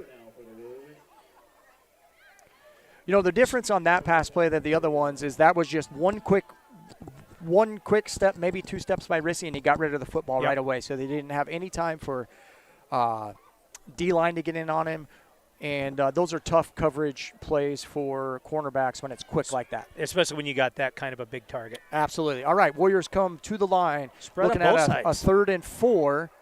Spread out again. Quick handoff to Rissy. Rissy. I don't think he got it. I think he got tripped up, and based on the spot closest to us, he's just at the 31-yard line. It looks like it's going to be 4th and short. So now decision time here for the Warriors. I don't know if they want to turn it over on downs that side of the 40-yard line. Yeah, you're right, Terry. This is a little bit of a decision time. It looks like they're coming. I don't see them coming out in punt formation, or they're just taking their time to work a little clock here. But I'm guessing they're probably going to go for it. So it wasn't a tough decision at all? No, not at all. Not at all. So we got, about 5 minutes, 5 minutes, 40 seconds left in this half. Yeah, and the Warriors are looking for a spark here. Would love to be able to put points on the board before halftime. And there's a whistle, and looks like offsides on the Scotties. I think it was number 12, Owen Turkelson. I think he lined up and jumped. We'll see who they call. Yeah, it is offsides on the Scotties. So it's going to be first down for the Warriors. So just like that, they're off and running, sustaining their drive. Yeah, I'm not sure if Owen Turkelson just had kind of lost track of space there, way outside. But, the ref on this side was very quick for that, quick to that flag. He obviously saw it. I mean, it's not that it wasn't the right call, but ultimately he was very, very quick to that. All right, here come the Warriors. Receivers spread out wide. O'Neal goes into motion, comes to the left side. Rissy looking to pass, steps outside the pocket. He's got some space to run. Looks like Wishart slows him down, and there's another penalty flag on the field. I think Burns with the tackle, but I'm wondering if there was a hold on that side of that play. Yeah, when plays get stretched out like that, typically, and it does look a good call, Terry. It does look like a holding call on the Warriors, so that play is going to come back. Good defensive penetration there by the Scotties. Looked like Christopher Lurs was just living in that backfield, busted up any rhythm that Rissy had, made him break out to his right. And yeah, it looks like our ends are really starting to make a little traction here. Both Lurs and Gabriel on the other side. Cole Finn doing a great job in the middle, stuffing some things in the middle, creating a little havoc. All right, so the Scotties are going to accept that penalty. It's going to put the Warriors back at 1st and 20 from their own 26-yard line. Looks like they come out kind of the same spread formation. Rissy and shotgun. And the snap. Steps back, and immediately was a design draw, gets bottled up, and number 2, Tice Groper, comes up after a gain of about 5 yards. Tice said, not now. Yeah, not right now. Great open field tackle by Tice Groper. What my favorite part about that, broke his feet down, squared his shoulders up, and made a solid tackle. That's just good football right there. So now we're second and 15? Second and 15. Looks like the Warriors are just right at their own 30-yard line. So now we're encroaching on 4 minutes left to play in this half. Yeah, looks like the Warriors are comfortable in the same formation. Rissy drops back, looking to pass. Christopher Lurs on the chase. There is a pass. Pass completed to Soderland. Great tackle play by Wishart. Randon Wishart coming up and making that stick. They did pick up they picked up about 5 yards. That is a big man that he had. That's just football. You got to get in their hips, Terry. Square his shoulder and yeah, took him to the ground. Yeah, did a good job of hitting him in his hips, and but not after Soderland picked up 5 solid yards for the Warriors. So this is a big play right here. 3rd and 10 for the Warriors from their own 35-yard line, quietly marching the ball back down the field here in second quarter action. Rissy drops back and throws it deep to O'Neal and just over O'Neal's head. There was some pressure, flushed Rissy out to his right side, threw a deep ball. O'Neal did have a step. But yeah, he did. Fortunately for the Scotties, it was just a little overthrown. Fortunately for our viewers, they didn't see it because You were watching the game. I was watching the game instead of recording the game. All Sorry right. about that, folks. Let me tell you, Hey. he was overthrown. It happens to the best of us, Terry. Believe me, I'm usually the guy on the camera. Hey, I'm going to give a shout out to Brad Heltza. We're missing you, buddy. I know that other duties call, but we're missing you tonight. But thanks for tuning in. All right, here come Bennett County Warriors looking to punt. Looks like Soderland's back, and it gets blocked. And Soderland picks it back up, and the Scotties are going to take over from their I Warriors didn't see who got it, but was that line. Gabriel? I'm not sure who blocked that punt either. But either way, Scotties did a great job of finding a way to create a little excitement turnover there.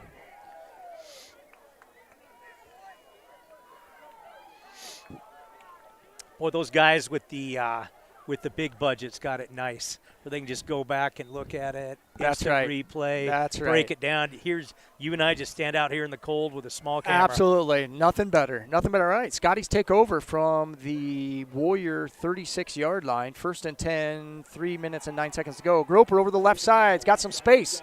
Finds a seam and looks like he picks up a first down. I think that's 10 plus. And another penalty flag, it sounds like, and it's a holding call on the Scotties. Well, I'm guessing the Warriors are going to accept that penalty and push them back 10 more yards for a 1st and 20, but I could be wrong. Starting to see a little bit of frustration on the Warriors. A couple players pounding the ground after plays. I'm sure that's something that the coaching staff will try to rein in during halftime, which is another 3 minutes. Yeah, absolutely. You know, it's the flow of the game has been for the Warriors kind of offensively, I'm going to say kind of sputtered a little bit. You know, there's been moments of some shine, but a lot of sputtering. That is definitely frustrating, and you know, being able to keep your composure and stay focused is the name of the game in football. All right, Scotties take back over. 1st and 15. Groper drops back to pass, rolls right. He's got some space.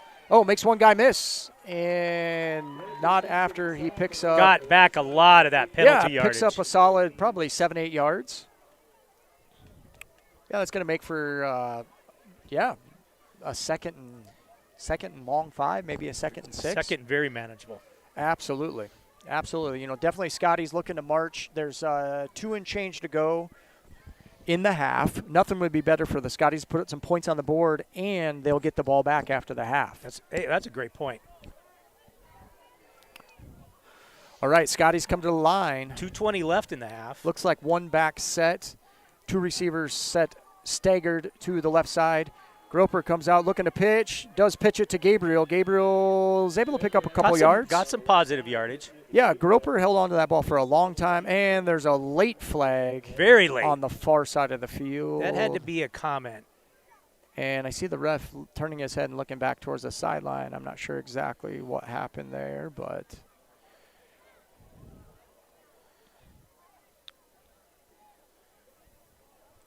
we wait for the discussion here. And it looks like they waved the flag off. They're picking it up. All right, so the result of the play, Scotties pick up a couple yards, looking at a 3rd and 3. I'd like to know what they thought it was to throw the flag so late and then pick it up. Yeah, I'm not sure in the way that the referee kind of turned back around to the sideline. It was almost like something had happened over that way. It doesn't matter as the flag does get picked up. Scotty's looking at a 3rd and 3 from the Warriors' 29.5-yard line. And there's another whistle. Stoppage of play. Don't see a headlight. No, I think they were just making sure it was still 3rd down. There's the whistle, and the Scotties come with wishbone set in the backfield. And looks like Groper breaks a tackle, finds some space, spin move, gets out into the open, and picks up a 1st down after he's brought down by a group of Warrior tacklers. Boy, you want to talk about an athlete, again, winning a one-on-one confrontation. He was dead to rights in the backfield. Absolutely. I was going to say the Warriors did a great job of getting some penetration. He slipped through the first tackle, was able to hit a spin move and find a little open space, and picks up a big 1st down for the Scotties as the clock ticks under 2 minutes, down to 1:26 as the clock stopped, I think, to set the chains. Yeah, now it's restarted. Yep. They should have been just to set the chains, and the clock continues to tick down. I think the Scotties have used one timeout this half, I believe. Yeah, this is the moment in time where the Scotties got to go a little quicker here, but then they hand off to Gabriel over the left side. He goes. He's got Green into the end zone. In front of him. Touchdown, Scotties. That was huge for the Scotties. You know, there wasn't a whole lot of misdirection, but there was a play fake, and then Gabriel came across in front of Groper, and he went almost untouched into the end zone over the left side. Great play call by the Scotties. Big game by Gabriel today. Excellent run, and the Scotties put more points on the board to go up 18-0, 105 to go in the half, and it looks like the Scotties are going to kick it. I was going to say, I think I see the offense coming off. All right, we're going to pan out a little bit here, see if we can't give our viewers a better view. Fugate kick, and it looks like it was blocked. All right. Scotties score as we get close to the half, up 18-0. They will get the ball back after the half. You know, this is with 1:05 to go, pretty short amount of time for the Warriors, but the Warriors are definitely looking for a spark here to finish this first half. I agree. Kind of on an offensive perspective. All right, I can hear the public address announcer. We'll keep it right here before kickoff instead of going to a commercial break, so we have halftime coming up. But we've got some homecoming activities.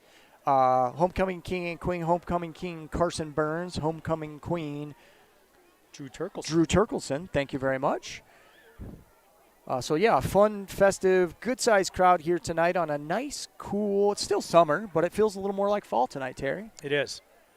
Yeah, but a beautiful, beautiful evening, and things are really going the Scotties' way to start this first half. I don't see a smile, but I think on the inside, Coach Sudek is smiling. There's too much game still. Yeah, to be played for I think him he is. You know, I did talk with him a little bit before the game and just kind of asked him, you know, what kind of keys to success, and really it was what they've done so far, just fundamental football. People sticking to their assignments and ultimately establishing some running game, and the Scotties have done a great job. All right, so what are they going to do with this? What are they going to do with this kickoff here? I think, well, you can see the deep guys, Rissy and O'Neal are coming up a little closer, but I think that they squib it still. And it is a short pooch kick, and it looks like Rissy does field it and picks up a few yards over to the sideline. Looks like he brings it out, and was that a flag that came in late? There was a flag that came in. That was a late flag. I'm wondering if that was a late hit. Yeah, a little extracurricular, a little extra emotion there at the end of the play, possibly. Looks like the Warriors, before the penalty flag, did bring it out past their own 35-yard line. This would be the best field position from a kickoff. Coach Sedbeck is having a little sideline discussion with his players about, I'm guessing, keeping emotions in check. They were calling a face mask. Yeah, it does look like the penalty is on the Scotties, so the field position will get a little bit better for the Warriors as we go into half. Under a minute to play in the half, 58 seconds. Not what the coaching staff wanted with a minute, now 58 seconds left. No, one big play. Just give them an extra 15 yards. Absolutely. One big play, and the Warriors are right back in this ballgame. This game is far from over. Far from over. I'm telling you, I watched their game against New Underwood. They're too dynamic. They have too many good athletes, and they're just too good of players. And here they spread it out, and there's their first pass. Scotties do a good job of wrapping up and keeping him inbounds. Good pickup for the Warriors. That was a great pass by Rissy. Putting it right on Hayden Rissy, the Rissy to Rissy connection there. And they're looking at a 2nd and 2 as he picks up 8 yards on that play. Right, 4 seconds left in the half. Looked like they spread out 4 wide receivers, 1 back. Scotty's looking to get some pressure here. They do find some pressure, and they do wrap him up. Looks like a whole... That ball's out. And the ball's out. Looks like Carson Burns comes away with the football on a strip sack. Carson Burns. That young man needs the spotlight. He gets the spotlight. Homecoming King, strip sack. He's having a heck of a night. Couple big pushed tackles. All around by his teammates. Absolutely. And a senior to boot. Great job by the Scotties. Well, now the script gets flipped a little bit. 16 seconds to go. So what do you do here if you're the Scotties? Obviously, you need some chunk yards. Yeah, with you got 16 to. seconds. I guess if you're gonna take a shot, you got to take a deep shot. Looks like the Warriors are 10, 15 yards off the ball, expecting that. I mean, the last thing you want to do is turn it back over. turn it back over, do something super silly. Groper pulls it down, picks up a good chunk of yards, gets out of bounds with 10 seconds to go. Nice play by the Scotties. Gets it across the 50 into Warrior territory. It's like it's all about it for. Yeah, that's a first down. Yes, it is a first down. 10 seconds to go, and once you get to a short field, then you might have a chance to kind of throw up kind of one big play. The Scotties, if they can get a quick play off here, pick up 7-10 yards, quick get out of bounds. You're setting yourself up for one last play. Yeah. Absolutely. All right, Groper back, 4 right wide receiver set, steps back, steps up, and gets shoestring tackle. Good stop by and a timeout. And the Scotties do call timeout. 3 seconds to go. Looks like number timeout. 4, Jordan Rissy, with that open field tackle. So you're just inside the 40. You got a couple dynamic receivers, young men that can run down there, and a big tight end. And you got some. Yeah, if they can give Tegan Groper a little bit of time, I say throw a jump ball to Christopher Lurs. I'm calling it. However, you we and have I to are sitting remember. up here. Well, however, the defense on the other side has some dynamic athletes as well, right. too. So it's they've got a game plan as well. Absolutely. That's what makes it fun.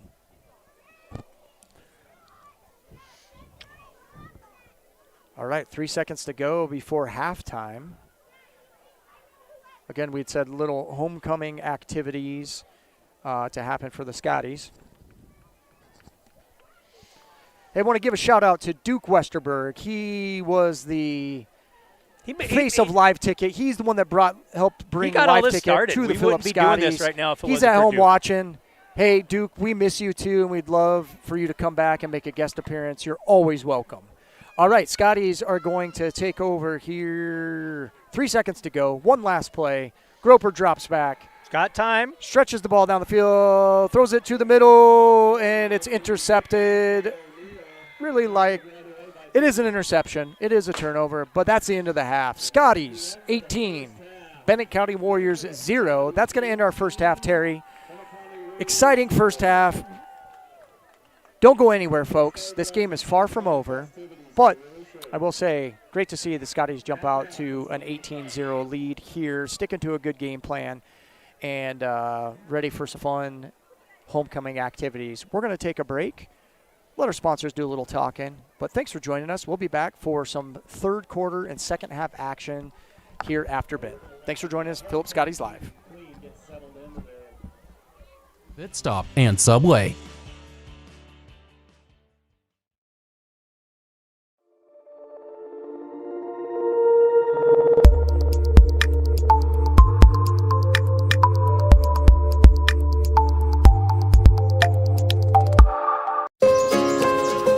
This is more than a bundle.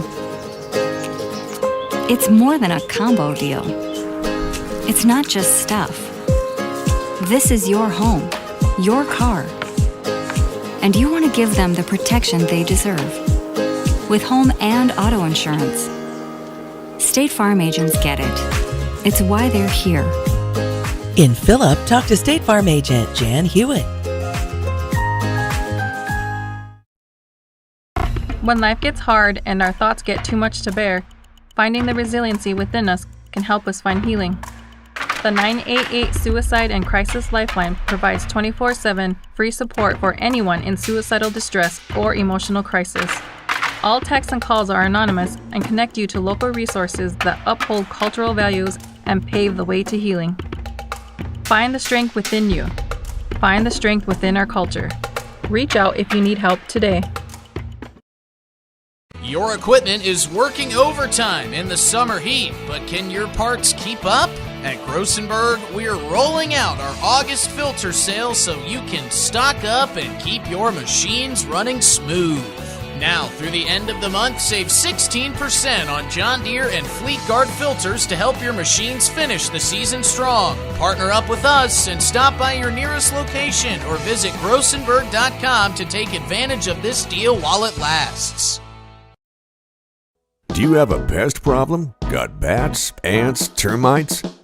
Family owned and operated, Olson's Pest Technicians have had over 50 years experience taking care of pest problems in places across South Dakota, Nebraska, and Iowa. Utilizing brilliant methods such as Centricon bait stations for termites and Vicane treatment for bed bugs, there's no pest too tough for Olson's Pest Technicians. If you have pest problems, call 800-KILL-BUGS.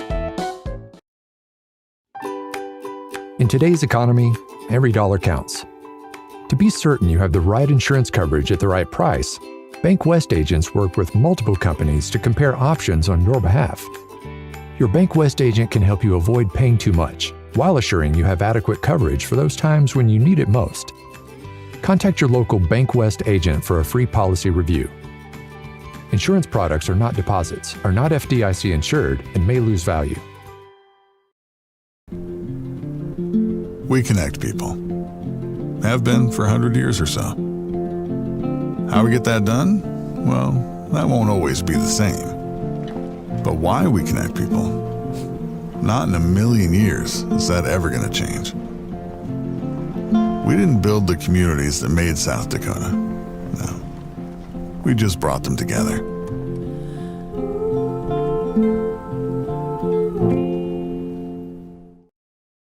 Crew Agency has been proudly serving and protecting the local farmer and rancher since 1984. They offer all your crop insurance needs, including multi-peril crop insurance, pasture, rangeland, and forage, livestock risk protection, and crop hail.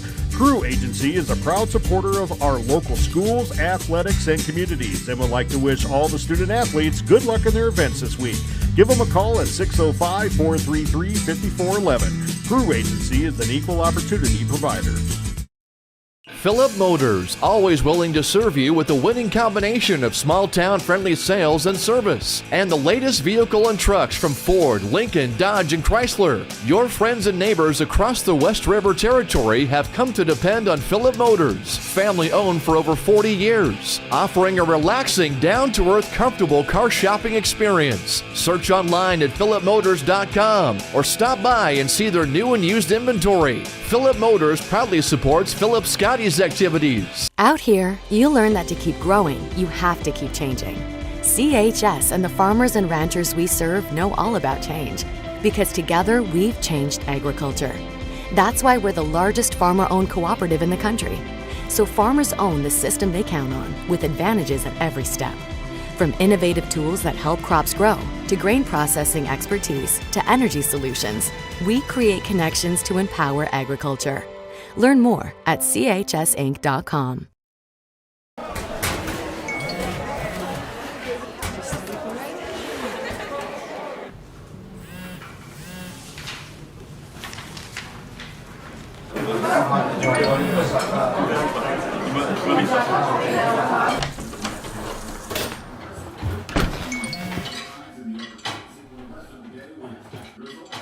When the world feels big, a small note can mean everything.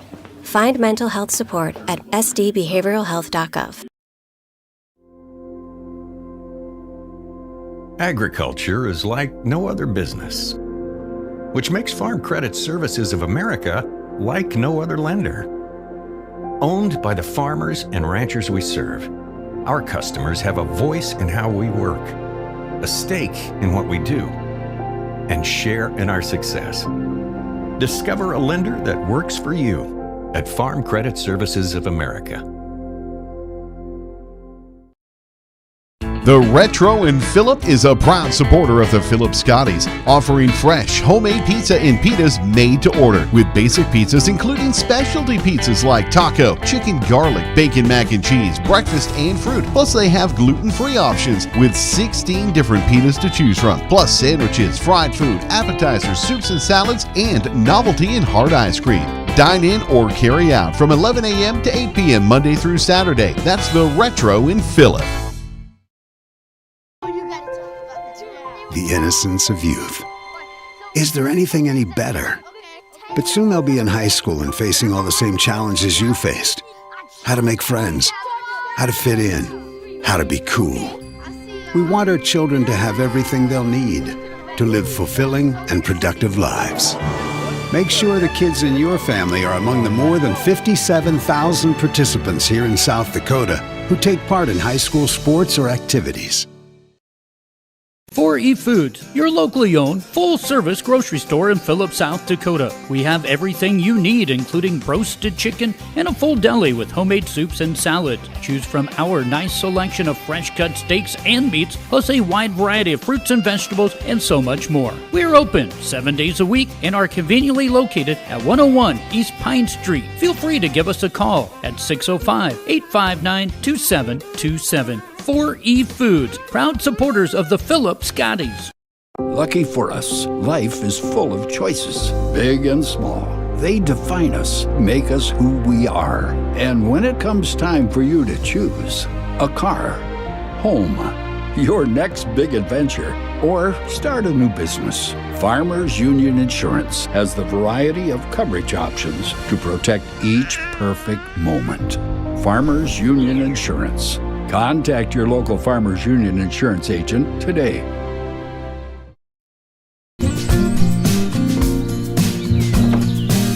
Nothing like kitchen conversation.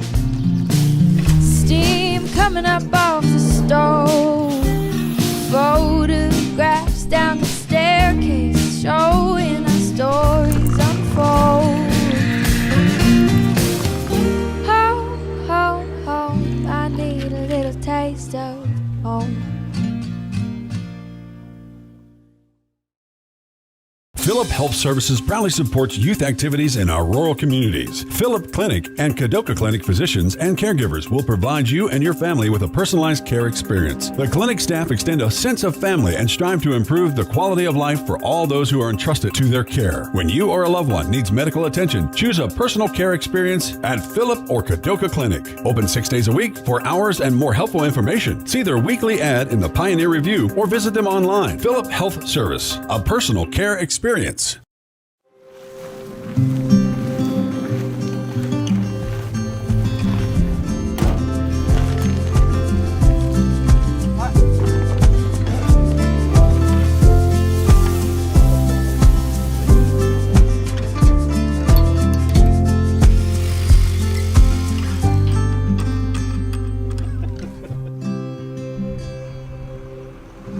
Better Life, a different kind of life insurance company. Fentanyl is a powerful synthetic opioid, up to 100 times stronger than morphine. Even a tiny amount can be deadly. It's often mixed with other drugs without your knowledge, increasing your risk of overdose. Protect yourself and your loved ones and avoid unknown substances. Stay informed, stay safe, and remember, one pill can kill. For more information on fentanyl prevention, visit your local health resource or speak to a healthcare professional today. This message was brought to you by the Great Plains Tribal Opioid Response, so that the people may live. Lucky for us, life is full of choices, big and small. They define us, make us who we are. And when it comes time for you to choose, a car, home, your next big adventure, or start a new business, Farmers Union Insurance has the variety of coverage options to protect each perfect moment. Farmers Union Insurance. Contact Donna Enders, your local Farmers Union Insurance agent, today. In a world that's always moving, your journey matters. And at Iverson Auto Group, we're here to get you on the road with a great selection of new and used vehicles and trailers, and keep you on the road with top-notch service, maintenance, and support. Every mile of your journey, the experienced team at Iverson Auto in Mitchell and Huron are here to help. Visit us in Mitchell and Huron or start your search at iversonauto.com to begin your journey today. Bottle and Vet Supply is a store like no other and has been located on Phillips Center Avenue since the 1960s. Bottle and Vet welcomes you to stop by the store to look around. Whether you're a regular customer or a new one, they probably have something you need. Bottle and Vet Supply provides livestock vaccines, veterinary supplies, tack, western wear, and boots. You'll find it all at Bottle and Vet.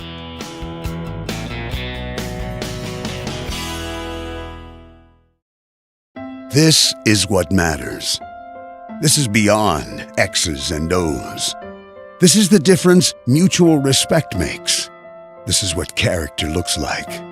This is what defines us in South Dakota. This is sportsmanship. School sports, it's not the outcome that matters most, but the way the games are played. This message presented by the South Dakota High School Activities Association and the South Dakota Interscholastic Athletic Administrators Association. Colt's Nuts and Bolts in Phillip really has it all. You'll find steel products, GE kitchen appliances, kitchen decor, houseware, clothing, bugs and muck boots, and Milwaukee tools too. And you can get just the right color palette with Valspar paint. Take a look at the Ashley furniture they have and test out the Amazing Rest mattresses. They also offer appliance repair and delivery. See all that they have to offer at Colt's Nuts and Bolts in Phillip. When you visit a corporate pharmacy, you sometimes feel like a number waiting in line. At Dakota Country Pharmacy, we take pride in knowing our customers and take pride in the communities we serve. A difference you experience when walking through our doors. Doors that opened over 100 years ago, serving rural South Dakotans the best care possible. We exist to improve the quality of your life. Phillip Building Center is your local full-service lumber yard, building materials, and hardware store ready to aid in all of your project needs. They offer steel buildings and custom sheds and encourage you to stop in for a quote or to learn more about their blow-in insulation trailer rentals, screen repairs, custom glass cutting, DeWalt and Stanley tools, PPG paints, stock tanks, electric fencing material, and plumbing supplies. They wish all area schools a successful and healthy sports season.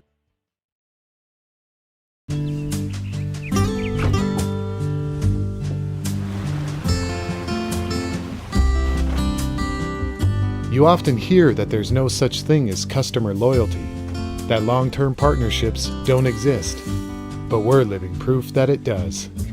With some relationships spanning over 3 generations, and new ones on the horizon. First National Bank in Phillip, your partners in banking, member FDIC. Phillip Pit Stop is a local family-owned C-store for fuel and snacks. Located 1 block from the school, Phillip Pit Stop is open until 10 p.m. Buses are welcome. Warm up with coffee, cappuccino, or hot cocoa. Enjoy $1 fountain drinks or coffee if you bring your own cup, or free with a 10-gallon fuel fill. There's easy walk-through to Subway for hot sandwiches, wraps, soups, and made fresh daily cookies. They look back forward to the Kennedy Implement broadcast booth. Be sure to check out their website for all your equipment needs.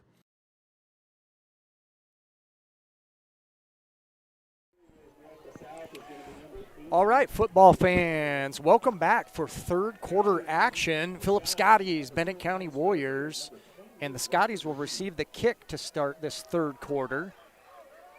All right, Terry, what are you thinking about this second half? What are you expecting to see here? So, well, just due to being down 3 scores, I think the Warriors are probably going to put the ball in the air a little bit more, try to make a few more dynamic plays. They do have some dynamic athletes, so I could see it happening. And there goes Tice Groper with a great run back to start this second half. Brings it across the 50-yard line. Scotties take over in Warrior territory. 1st and 10 from the Warriors. Looks like 47-yard line. We just saw some great blocking. We did see some great blocking. They created a nice lane for Tice Groper to come up this right side. And, yeah, they kicked it. Sutherland kicked it deep. And the Scotties picking right back up where they left off in that first half. I would expect the Scotties just keep running the ball, looking for running lanes, keep using different formations. Right now they got a 2-back set. Hands it off to Groper over the left side and breaks a couple tackles. Hey, that is making something out of nothing. That play was going nowhere, and Tice Groper turned it into a 5-yard gain. So we talked about it a couple times already today, Joel, and we talked about it at halftime. I said at the beginning that for either team to win, they were going to have their playmakers beat somebody one-on-one. Yes. And right now, the guys in the orange and black are making that happen a little bit more than those in the purple and yellow. And that team on the other side is a dang good team. Absolutely. Absolutely. Coming into the season, to this game 2-0. Latham Gabriel over the left side, breaks a tackle, bounces it outside, and he picks up a first down. Hey, the 1-2 punch of Tice Groper, Latham Gabriel, and then throwing a little Tegan Groper in there. The Scotties have really just been able to do with what they wanted to do with running the football tonight. And that's exciting to see. A couple seniors. Not a lot of seniors on the Scotties this season, but a couple seniors making the most of their opportunity tonight and running with intent. That's right. All right, so Scotties, 1st and 10 from the Warrior, looks like 31-yard line. They come out, trips right. Looks like Carson Fugate checks in the game, way over on the right side. Latham Gabriel, Jackson Rhodes. I'm not sure why the clock has stopped. I'm not sure. And it's a handoff to Tice Groper over the left side. Makes one guy miss and gets back to the line of scrimmage at least. All right, so a little window dressing for the Scotties when they come out trips right, and just a handoff over the left side for the Scotties. Looks like Christopher Lur's coming off the field. Nope, just had a little equipment situation, looks like maybe. All right, Scotty's looking at a 2nd and 9 to go from the Warrior 30.5 line. Let's call it the 30-yard line here. All right, they come back in a I formation. First time Groper, other than Wishbone, is under center. And quick handoff to Gabriel, and he's able to take it down the field, pick up a good gain, just short of a first down. Yeah, nice quick hitting play right there. I love everything with forward motion when it comes to a running game. I like seeing that, and that worked very well for the Scotties. Looking at a 3rd and 2. Obviously 4-down territory. Absolutely. Yeah, they're just shy of the 20-yard line. Looks like sitting on the Warrior 22-yard line. Again, 3rd down, 2 yards to go. Third quarter action, clock at 9:30 and counting down. Wishbone set, handed off to Tice Groper. Tice Groper bounces it outside, and I think he's going to get. I think he's right on it. Yeah, I think he's right at the 20-yard line. And they're moving the chains. Absolutely, first down, Scotties. Right, a nice, tough run by Tice Groper, picking up some positive yards and keeping this drive moving. So this is first possession of the third quarter. The Scotties received the kickoff and have been marching it down the field since. Carson Fugate checks into the game, comes in with a play.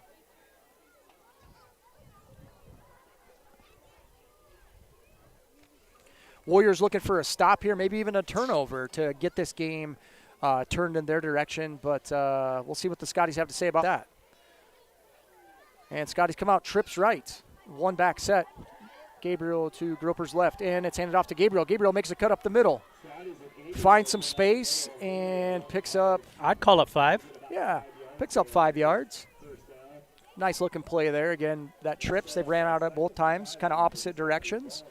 But I like those formations where you've got some options. It. You got to you spread. The defense has no choice but to spread themselves out, and it just opens up a little bit more passing or running lanes. You know, and that's something for our viewers at home. You know, the difference between 9-man football and 11-man football.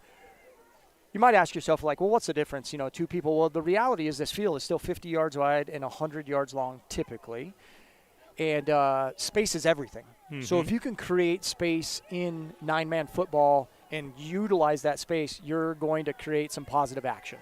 All right, Scotties come out, 2nd and 5. Groper keeps it, goes around the left side, and gets tripped Maybe up. Back to the line of scrimmage. Yeah, it looks like they moved that stick just about a half a yard, so we're going to call it 3rd and a long 4 for the Scotties. Looks like the Scotties brought it inside the Warrior 15-yard line. you got some options. You know, you got 2 downs. You still can get a first down before it's a goal to go. And, so not a lot of panic by the Scotties.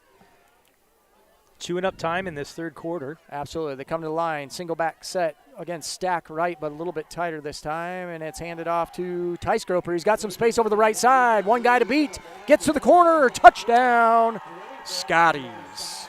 Very nice. Nice look, little speed option play. And all Tice Groper have to do is turn on the jets and get to the corner, Terry. I'm not sure we saw the same formation Yeah, twice in that entire drive. Yeah, they mixed it up quite a bit. Granted, it started on the other side of the 50-yard line, but it was still a number of plays that I don't remember seeing the same formation twice. I think you're right, Terry. And with that, the Scotties go up 24-0, and the Scotties looks like they're going to go up. They're going to go for 2. Yeah, it looks like they're going to go for 2 here. They have attempted to kick it once, and that was blocked. And here's an opportunity for them to put a couple more points on the board. They hustle to the line. Groper drops back. Looking to throw. There's a whistle. Maybe a false start. It is a false start.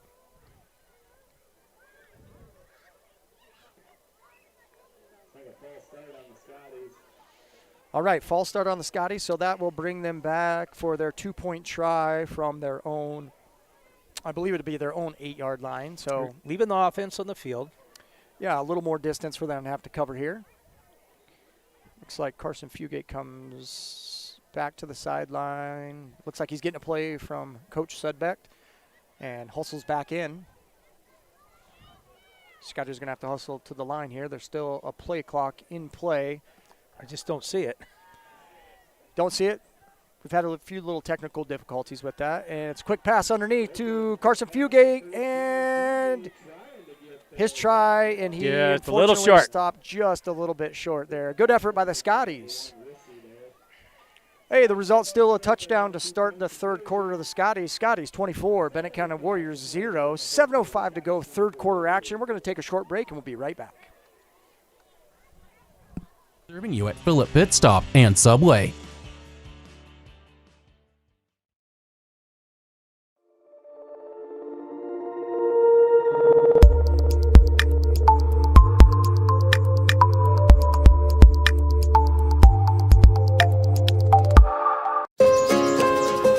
This is more than a bundle.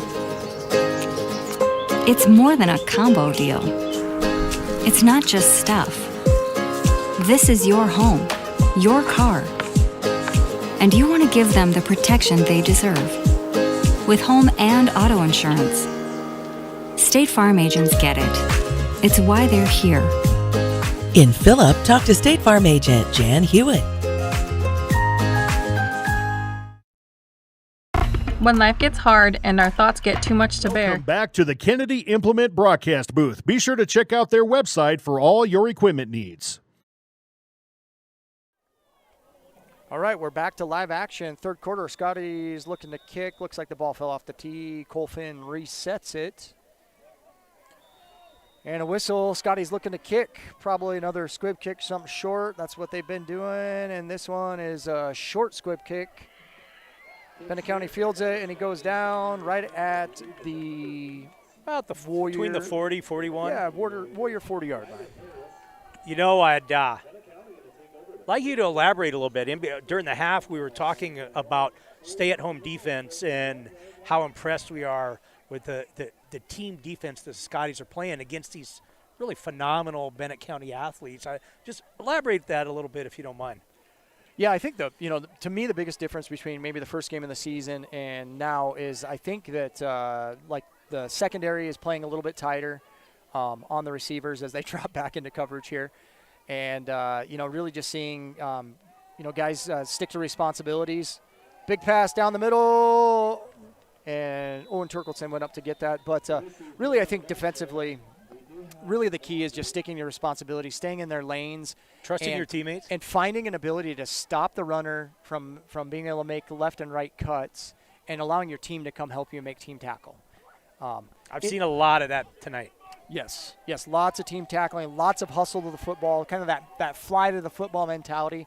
The Scotties have done a great job of that, and it does look like that there was a penalty on the play. Yeah, we've talked through an offensive like a false start penalty on the offense. Thanks for elaborating on that. I think that's something that's worth our viewers to try to pick out and watch for the rest of the night, because I've been really impressed with the stay-at-home defense, that team tackling, team defense that we've seen so far tonight. It looks like Weston Reedy is checked into the game, playing right corner over here. Rissy drops back, looking to pass. Little pressure. Oh, overthrows one guy, but somebody behind him almost made that catch. That was Soderlund, I think. I think that was intended for the underneath route to Rissy, but and almost ended up being a good catch by Soderlund there. So the Warriors will be looking at a 2nd and 15. Yep, looking at the scoreboard here, 2nd and 15. 6:47 to go. I know our clock shot got a little bumped here, so we'll try maybe just to make a little tiny adjustment. Perfect, Terry. Almost. That's okay. We won't worry about it. All right. Bennett County drops back. Rissy throws it to the middle. Caught by O'Neill. O'Neill finds some space. He's got a block down the field, and he is off to the races. And there the Bennett County Warriors go, finding a playmaker in Rush O'Neill. Yep, and you knew it was only going to be time. It was. They found a way to get him some space to the edge. Had a great block down the field by Soderlund. He can't crack back block, so he got in the way of a defender, and then it became a foot race.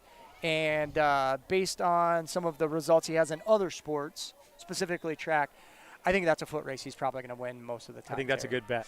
Yeah, that's a good bet. Well, Bennett County Warriors have found a spark and score their first touchdown of the game, first touchdown of the half. We've been talking about it all game, letting my athlete try to beat your athlete. And that time their athlete won. Their athlete absolutely found some space and made it happen. Warriors drop back, go for 2, quick pass over the middle, and it's knocked down, so incomplete. All right, Bennett County Warriors score. So now we've got a score of 24 Philip Scotties, 6 Bennett County Warriors. We're going to take a quick break, and we'll be right back. Finding the resiliency within us can help us find healing.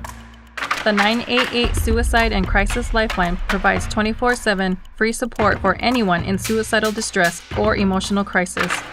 All texts and calls are anonymous and connect you to local resources that uphold cultural values and pave the way to healing. Find the strength within you. Find the strength within our culture. Reach out if you need help today. Your equipment is working overtime in the summer heat, but can your parts keep up? At Grossenberg, we're rolling out our August filter sale so you can stock up and keep your machines running smooth. Now, through the end of the month, save 16% on John Deere and Fleet Guard filters to help your machines finish the season strong. Partner up with us and stop by your nearest location or visit Grossenberg. Welcome back to the Kennedy Implement broadcast booth. Be sure to check out their website for all your equipment needs. Kicking off. And we're back awaiting the kickoff. The Warriors just scored on a long touchdown pass to Rush O'Neill from Rissy. It's like we got Weston Reedy and back to receive, as well as... And a short kick, and Latham Gabriel wisely falls on it as the Scotties will take over from their own 36-yard line.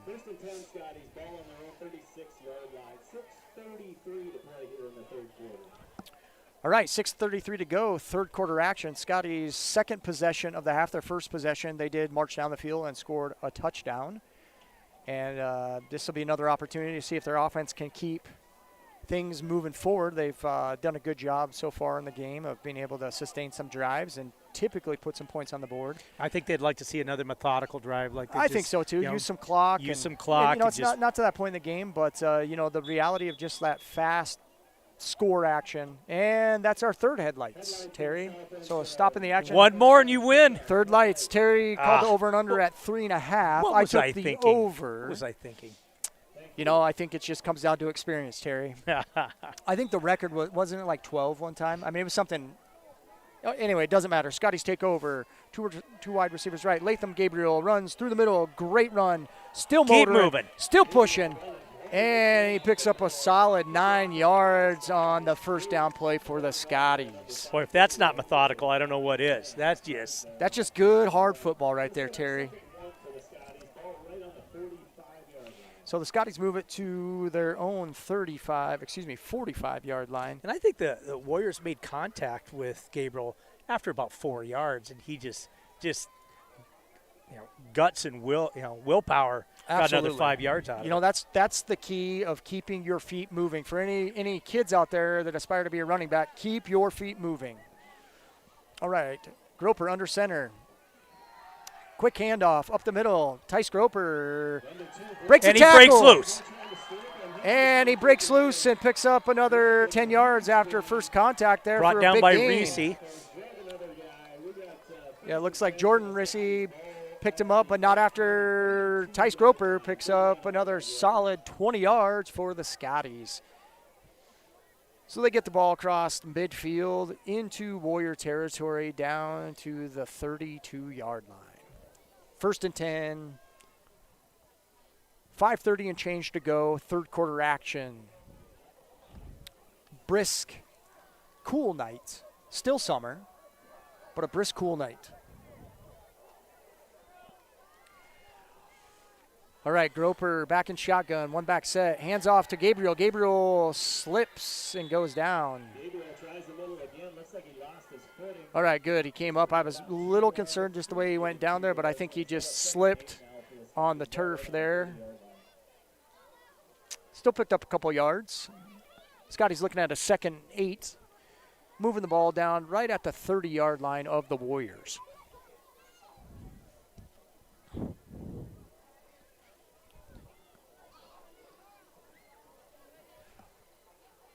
All right, well, this drive is working out to be kind of what we had talked about, Terry, kind of that methodical clock running. Speaking of clock, Joel, you get that. I'm hardly hardly a OCD type person, but this clock is driving me nuts. It's all good. Scotties. Groper keeps it, goes around the left side. And Rush O'Neal comes over to make the tackle, but not after the Scotties pick up another first down. Nice little play fake by Tegan Groper, and then takes off over the left side, and Rush O'Neal is able to track him down, but not until after Tegan Groper picks up a solid 12, 15 yards, and the Scotties move the ball down inside the 15-yard line of the Warriors. Just big chunks. Big chunk yardage there. Yeah, just good solid running. We keep saying that, but that's just what we're seeing tonight is just good solid running. Starts up front. O-line deserves a lot of that credit tonight. Fugate goes into motion, hands it off to Tice Groper. Tice Groper in the middle, breaks free, pops out, touchdown, Philip Scotties. Wow, I lost him somewhere in the lost scrum. Him in the massive and he was able to just keep his feet going and absolutely came out of that and scored a touchdown. So the Scotties go up 30-6. Looks like they're going to come out and go for 2 here. Weston Reedy checks into the action as the Scotties huddle up, working on a 2-point play here.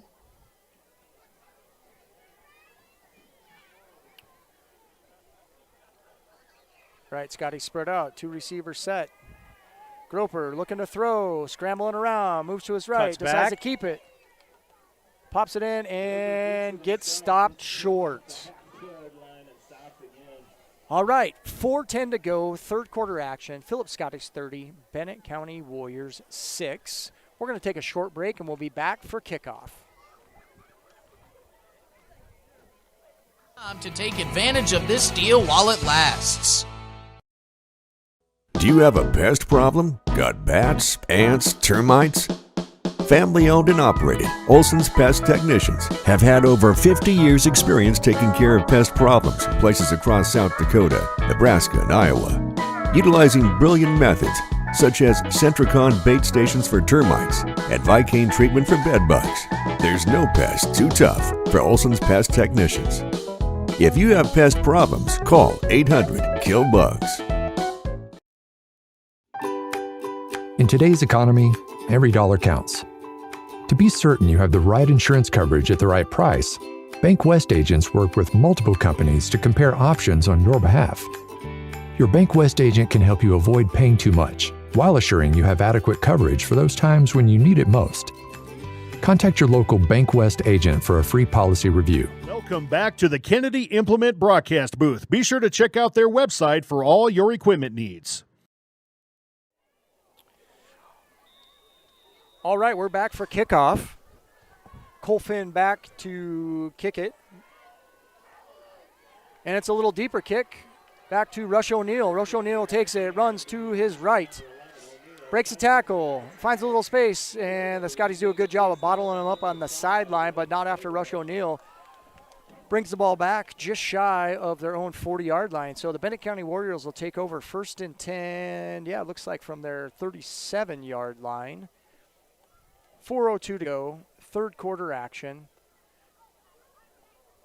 And thank you for a viewer of reminding me to update the scoreboard. I had forgotten to put up the 6 points for the Warriors, so my apologies. I've gotten that corrected. Terry's been working on the camera, and look at that. I nailed it. It's a thing of beauty right in the middle. The things that we find pleasure in. All right, Warriors, single back set, 2 receivers to the left, 2 to the right. Rissy looking back, looking to pass, find something underneath. Looks like number 11, O'Neill, definitely trying to get the ball in O'Neill's hands. I don't blame them. I don't blame them a bit. I would be trying to get the ball into Rush O'Neill's hands with open space all night long, any chance I got. Scotties do a good job of containing that, but not to be denied. Warriors pick up 8 yards, 2nd and 2 from the Warriors' 45-yard line.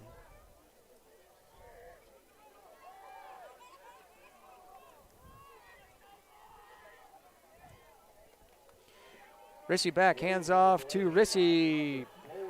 Oh, ball's on the ground. Out.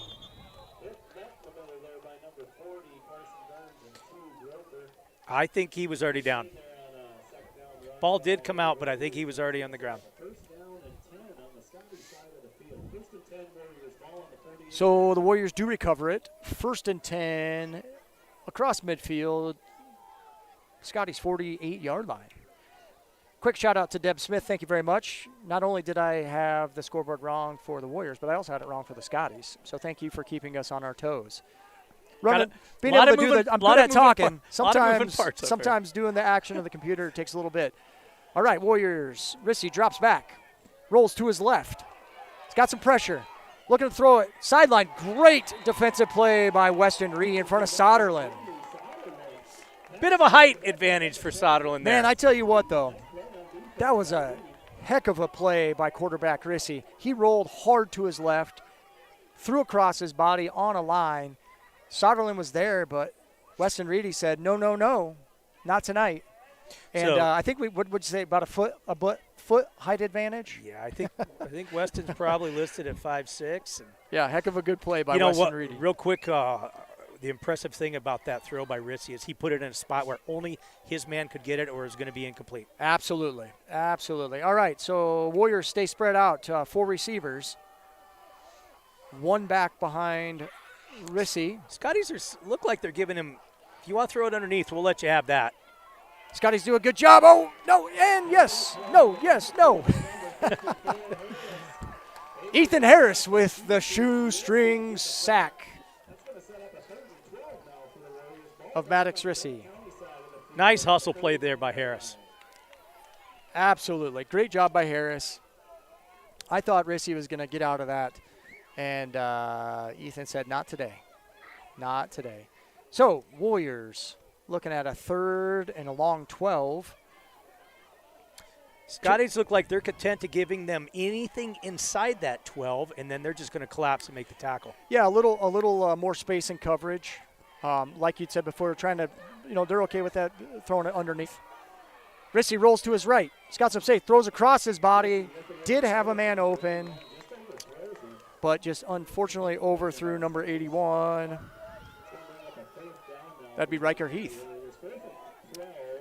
4th and 12, probably absolutely in a space of the field where I'm guessing the Warriors are going for it.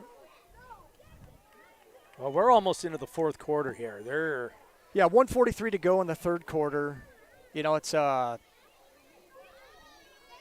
4-score game, And you got to find a way to do that. I'm going to say that they're going to try to find Rush O'Neill in some open space or Soderlin. I'm going to call one of those two. That's probably the numbers that I'm calling from what I've seen tonight. I agree with you. Rissy drops back. Looks quick. Looks to throw it deep. Somebody over the top. And they were looking for Rush O'Neill.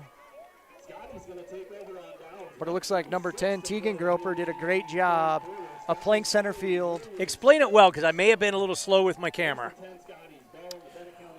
Well, Rissy dropped back. Rush O'Neill just ran a go route down the right sideline. And they had some underneath coverage. I want to say Weston Reedy maybe was underneath, but Tegan Groper was over the top and playing kind of a center field type position, so he was able to make a play on that ball. And actually, Rush O'Neill turned into a cornerback on that play and knocked the ball away. So Scotties take over on downs, hustle to the line here in Warrior territory at the 49-yard line, 1st and 10. Groper hands off to Tice Groper. He gets bottled up in the backfield. Soderlin is able to wrangle him up with Maddox Rissy. Nice defense by the Warriors. Great defensive play by the Warriors.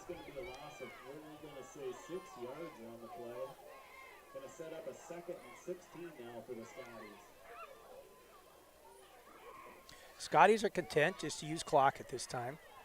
Yeah, looking at a 2nd and 17. Ball back on the Scotty side of the field.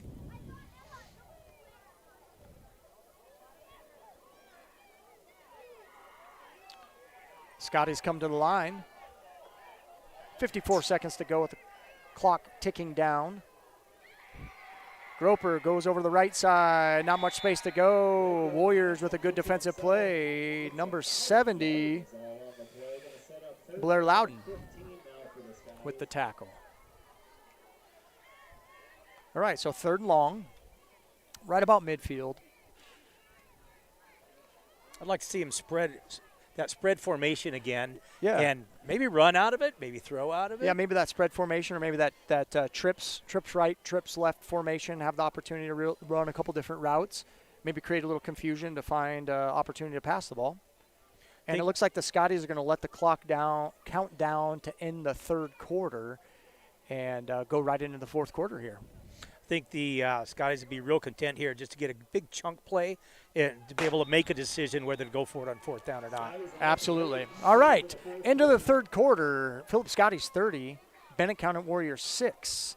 We're going to take a quick break, and we'll be back for 4th quarter action. Insurance products are not deposits, are not FDIC insured, and may lose value. We connect people. Have been for 100 years or so. How we get that done?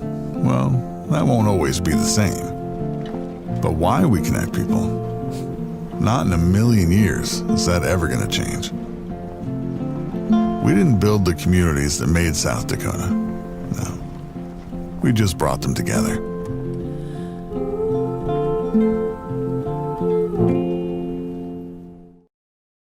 Crew Agency has been proudly serving and protecting the local farmer and rancher since 1984. They offer all your crop insurance needs, including multi-peril crop insurance, pasture, rangeland, and forage, livestock risk protection, and crop hail.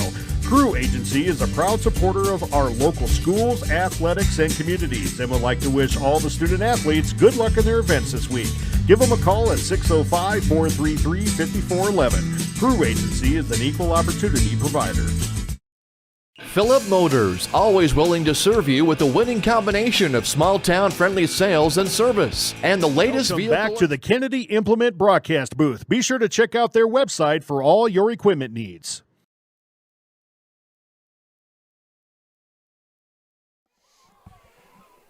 All right, welcome back for some 4th quarter action. Philip Scotties looking at a 3rd and 15 from their own 46-yard line, 47-yard line. Groper drops back, looking to pass. Finds Christopher Lurs, breaks a tackle, breaks another tackle, picks up a few yards. Got that chunk play. But a little bit short.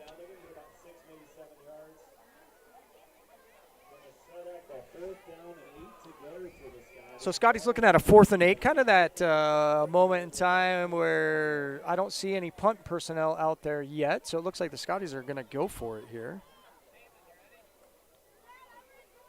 Quick little pass by Groper to Lurs, and Lurs breaks the tackle, makes a great effort, but just couldn't quite shake free. And the Scotties do look like they're going for it here. One back set.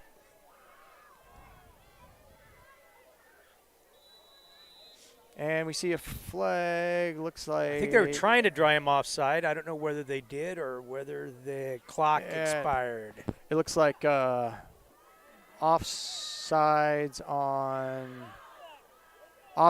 on the Scotties, and I hear Coach Sedbeck say punt. So here comes Carson Fugate to punt it away. I think procedurally what happened there is that the side judge, the receiver, was lined up, but it's kind of.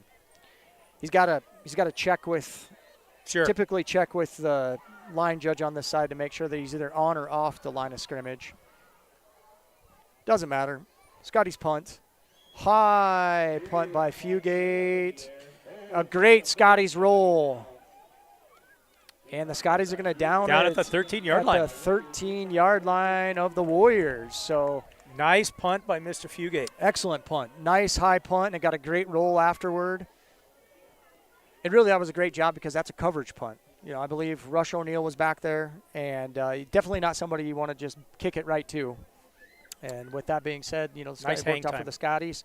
Good hang time, good roll, and Warriors are going to take over. We got 11 minutes left in this ball game, Joel. 11 minutes in this ball game, Terry. Still a lot of time left. So if you're in that huddle, the yellow and purple, what are you looking to do right now? What do you want to make out of this drive? Aside from the obvious score, but what do you? Yeah, create some momentum plays right away. What I mean by that is chunk plays where you're picking up 10, 15 yards. You don't got to. It's not home runs necessarily. You'll take a home run and as they hand the ball off right out of the gate. Good job of the interior D line there. Looks like 54 Ethan Harris wrapping him up. But yeah, just trying to find. You got to find a couple first downs. Get yourself marched down the field, which opens up your playbook right away. And unfortunately, with that play, now they're a little bit behind the chains on a second down with a long field to go. They got to score points. At the end of the day, they've got to find a way to score some points right away here, or time's going to get the better of them.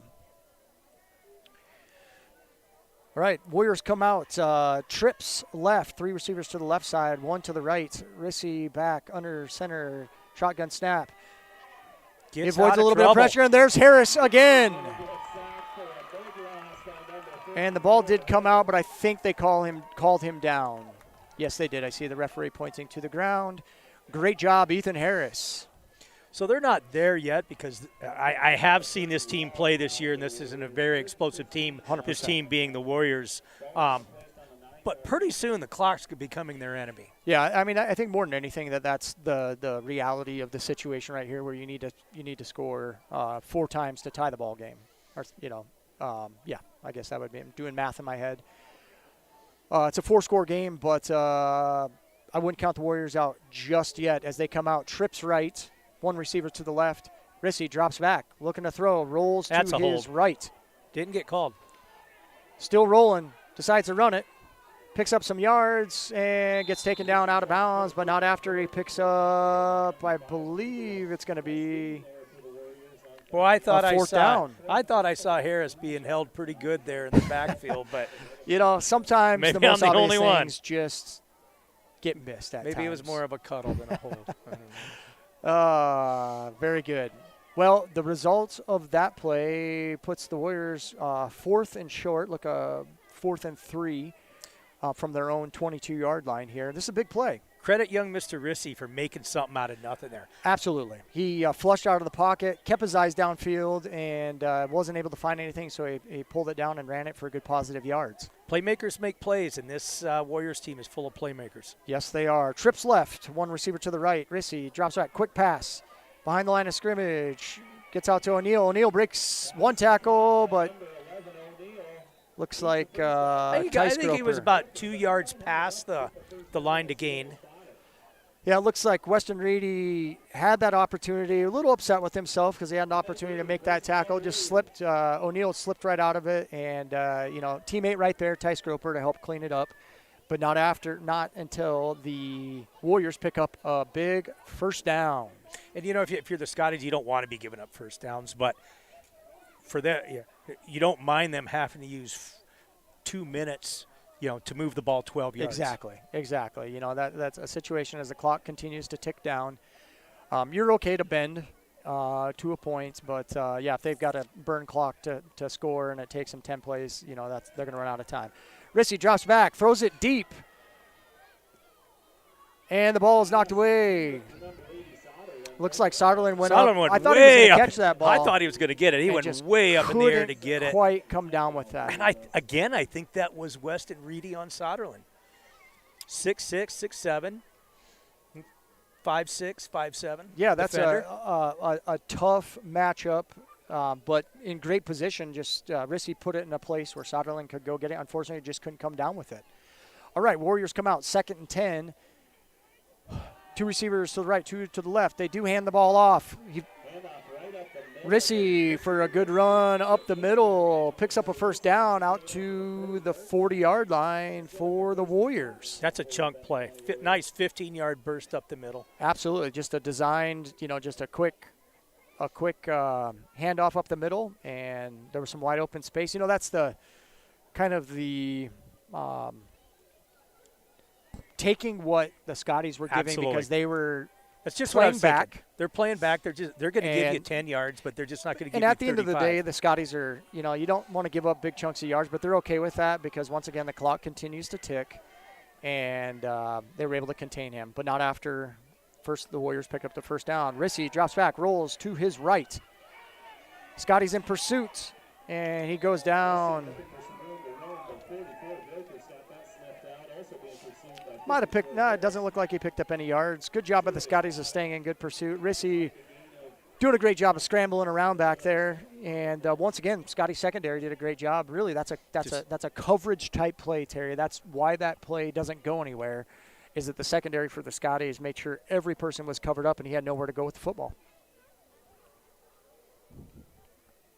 Credit Rissy for not panicking and just tossing the ball up for in a panic play, but. Absolutely. For a sophomore quarterback, he's very composed back there, does a good job of not only moving but keeping his eyes downfield. Handoff to Rissy up the middle. Picks up a solid gain of about 5 yards, maybe 6. And Warriors will be looking at a 3rd and 5. And again, that clock just goes tick, tick, tick, which is right what the Scotties want to see. Yeah, this clock will be under 7 minutes at the next snap. Warriors looking, marching towards midfield, but still have a little ways to go. All right, the Warriors come to the line. Again, spread out. Two receivers on each side. Scotty's playing 3 defensive backs deep in the backfield. 2-man front. Rissy up the middle. Good hard run. I think he got it. On the spot. It's going to be close. Looks like he's got the first down. And they give it to him. Good hard run by Rissy.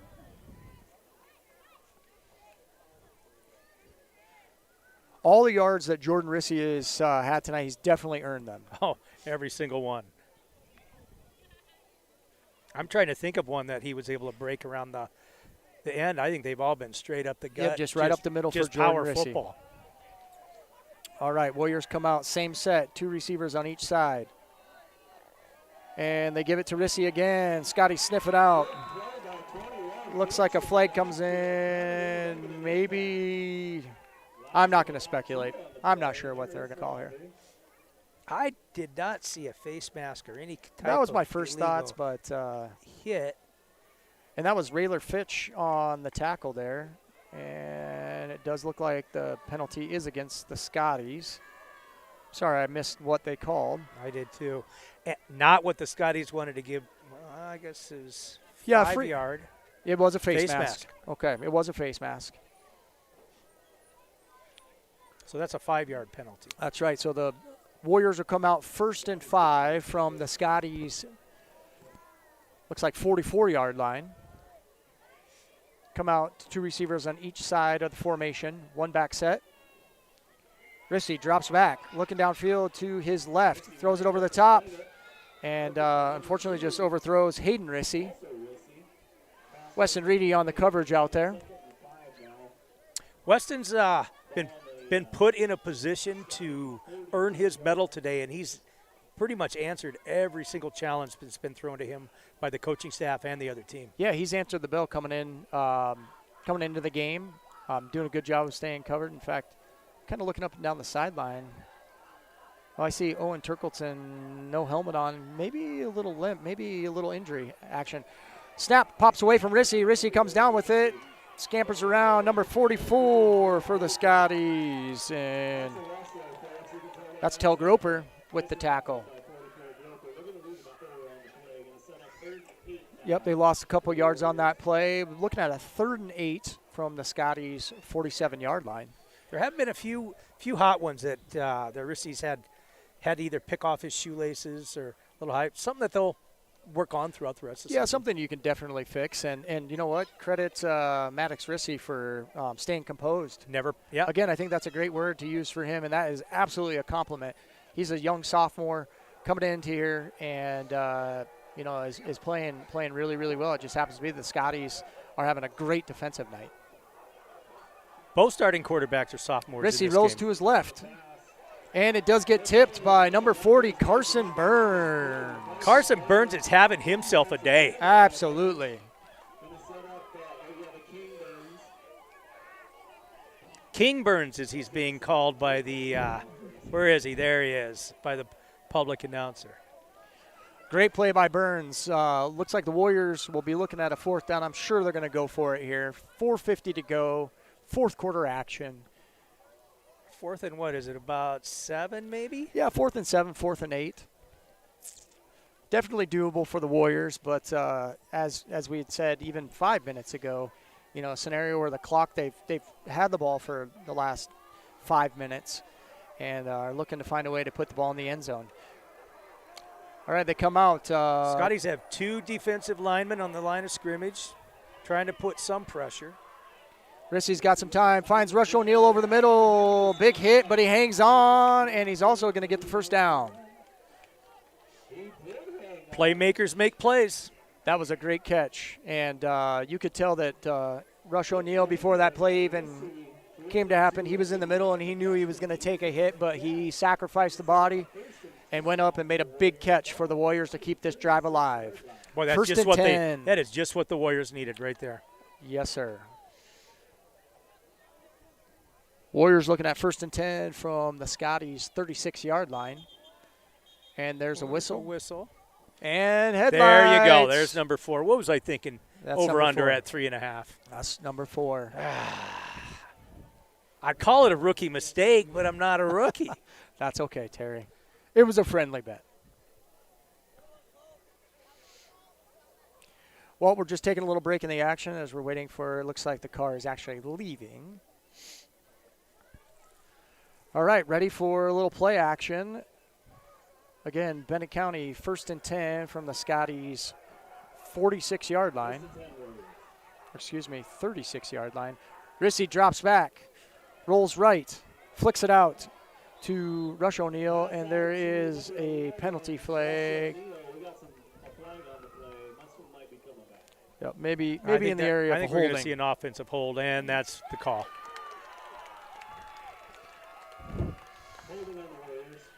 I did see a Scotty interior lineman end up on the ground, so I think that was a pretty easy call for the referee right in front of him. Well, that's a tough hit for the Warriors to take when the Scotties are only rushing 2 linemen. Yeah, and that was, good pressure. It looks like out there the 2 down defensive linemen for the Scotties are Rayler Fitch and Ethan Harris. So 1st and 20. It's like Scotty 46-yard line. Tegan Groper playing clear back by the 25-yard line. Rissy drops back, looking the pass, throws it deep. And and gets broke up. No call as Soderlund did go up, but that was more of a defensive, offensive play there. Yep. Making sure that ball didn't get picked off. Nice arm there by Rissy. He can move the ball down the field. Yes, he did. Yes, he did, and yes, he can.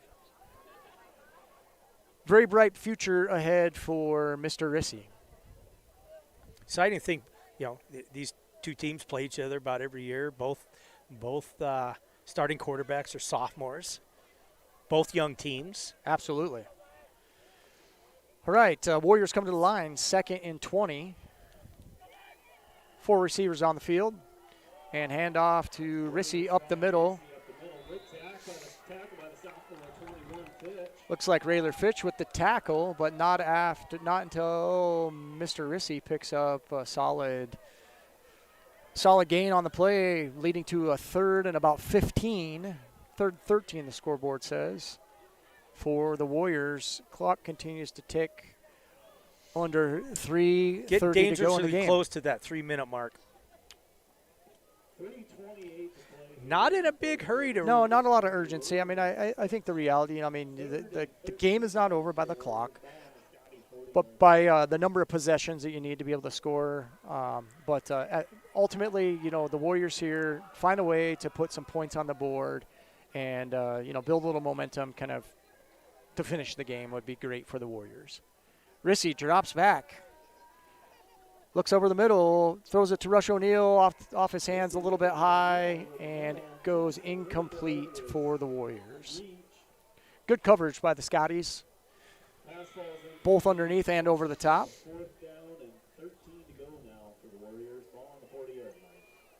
On the defense, the Scotties are playing with that many defensive backs falling back to the 20, 25-yard line. Just puts Rissy in a tough position to try to squeeze one in there. Right. The throw's got to be just right on the money. And, he's got a great arm. That was a good-looking throw, just a little bit high. At this point, they almost have to be perfect when you're having to throw into that much traffic. Yeah, so the Warriors are looking at a 4th and 13 from the Scotty, just about the 40-yard line. 4 receiver sets. Rissy drops back.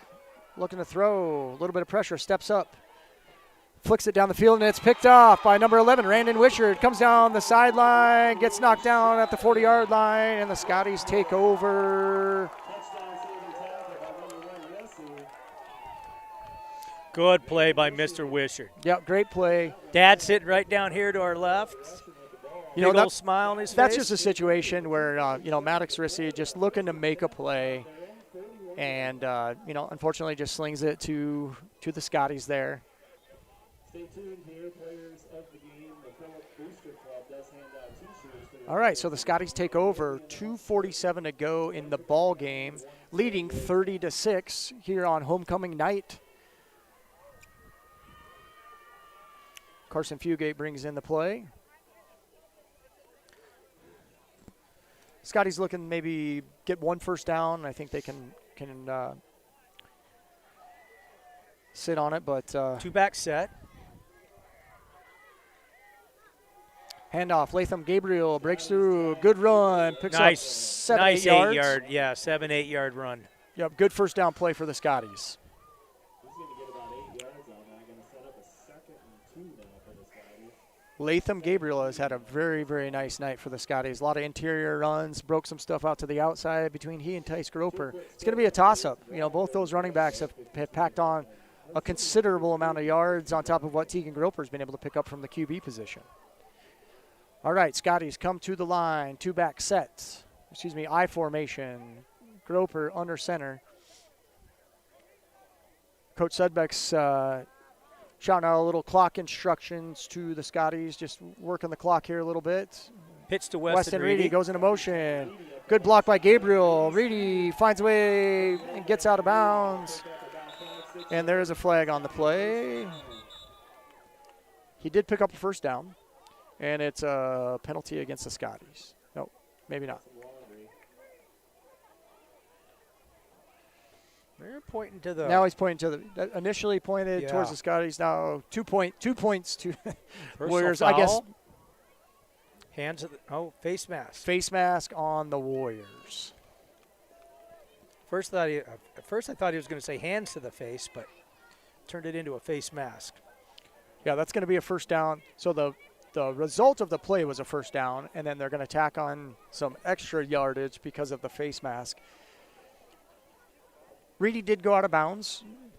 Nice little run there. That was nice. And with getting out of bounds, the clock did stop. 1st and 10 for the Scotties at the Warriors' 31-yard line. Found that formation interesting where they had Weston Reedy on the right flank with double back set and in an I formation, and sure enough, ended up pitching to him coming the other way. So just creativity on the coaching staff and play calling. Little wrinkle in the playbook. Some to show the next opponent just to think about as they watch these films. Yeah, as the clock works itself down here, it looks like the Scotties are going to kneel on it here. Be able to victory formation. All right. My favorite formation. Absolutely. Well, Philip Scotties came to play tonight, Terry. Homecoming night. We're able to come out, establish the line of scrimmage, come out and run the football right away, and just poured on a lot of Philip Scotty football of running the football. Really, it was the trio of Tegan Groper, Tice Groper, and Latham Gabriel. So players of the game, Tice Groper for the Philip Scotties, and unfortunately I did not, did they say? Rissy, Jordan, number 4. Number 4, Jordan Rissy from the Bennett County Warriors are players of the game tonight. You know, I know the scoreboard may not show it for the Warriors, but they're a very good football team. They're very talented. They've got a lot of talent. And, you know, a few plays here and there, and the difference in this game is it could be much different than the scoreboard shows. But give the Scotties credit.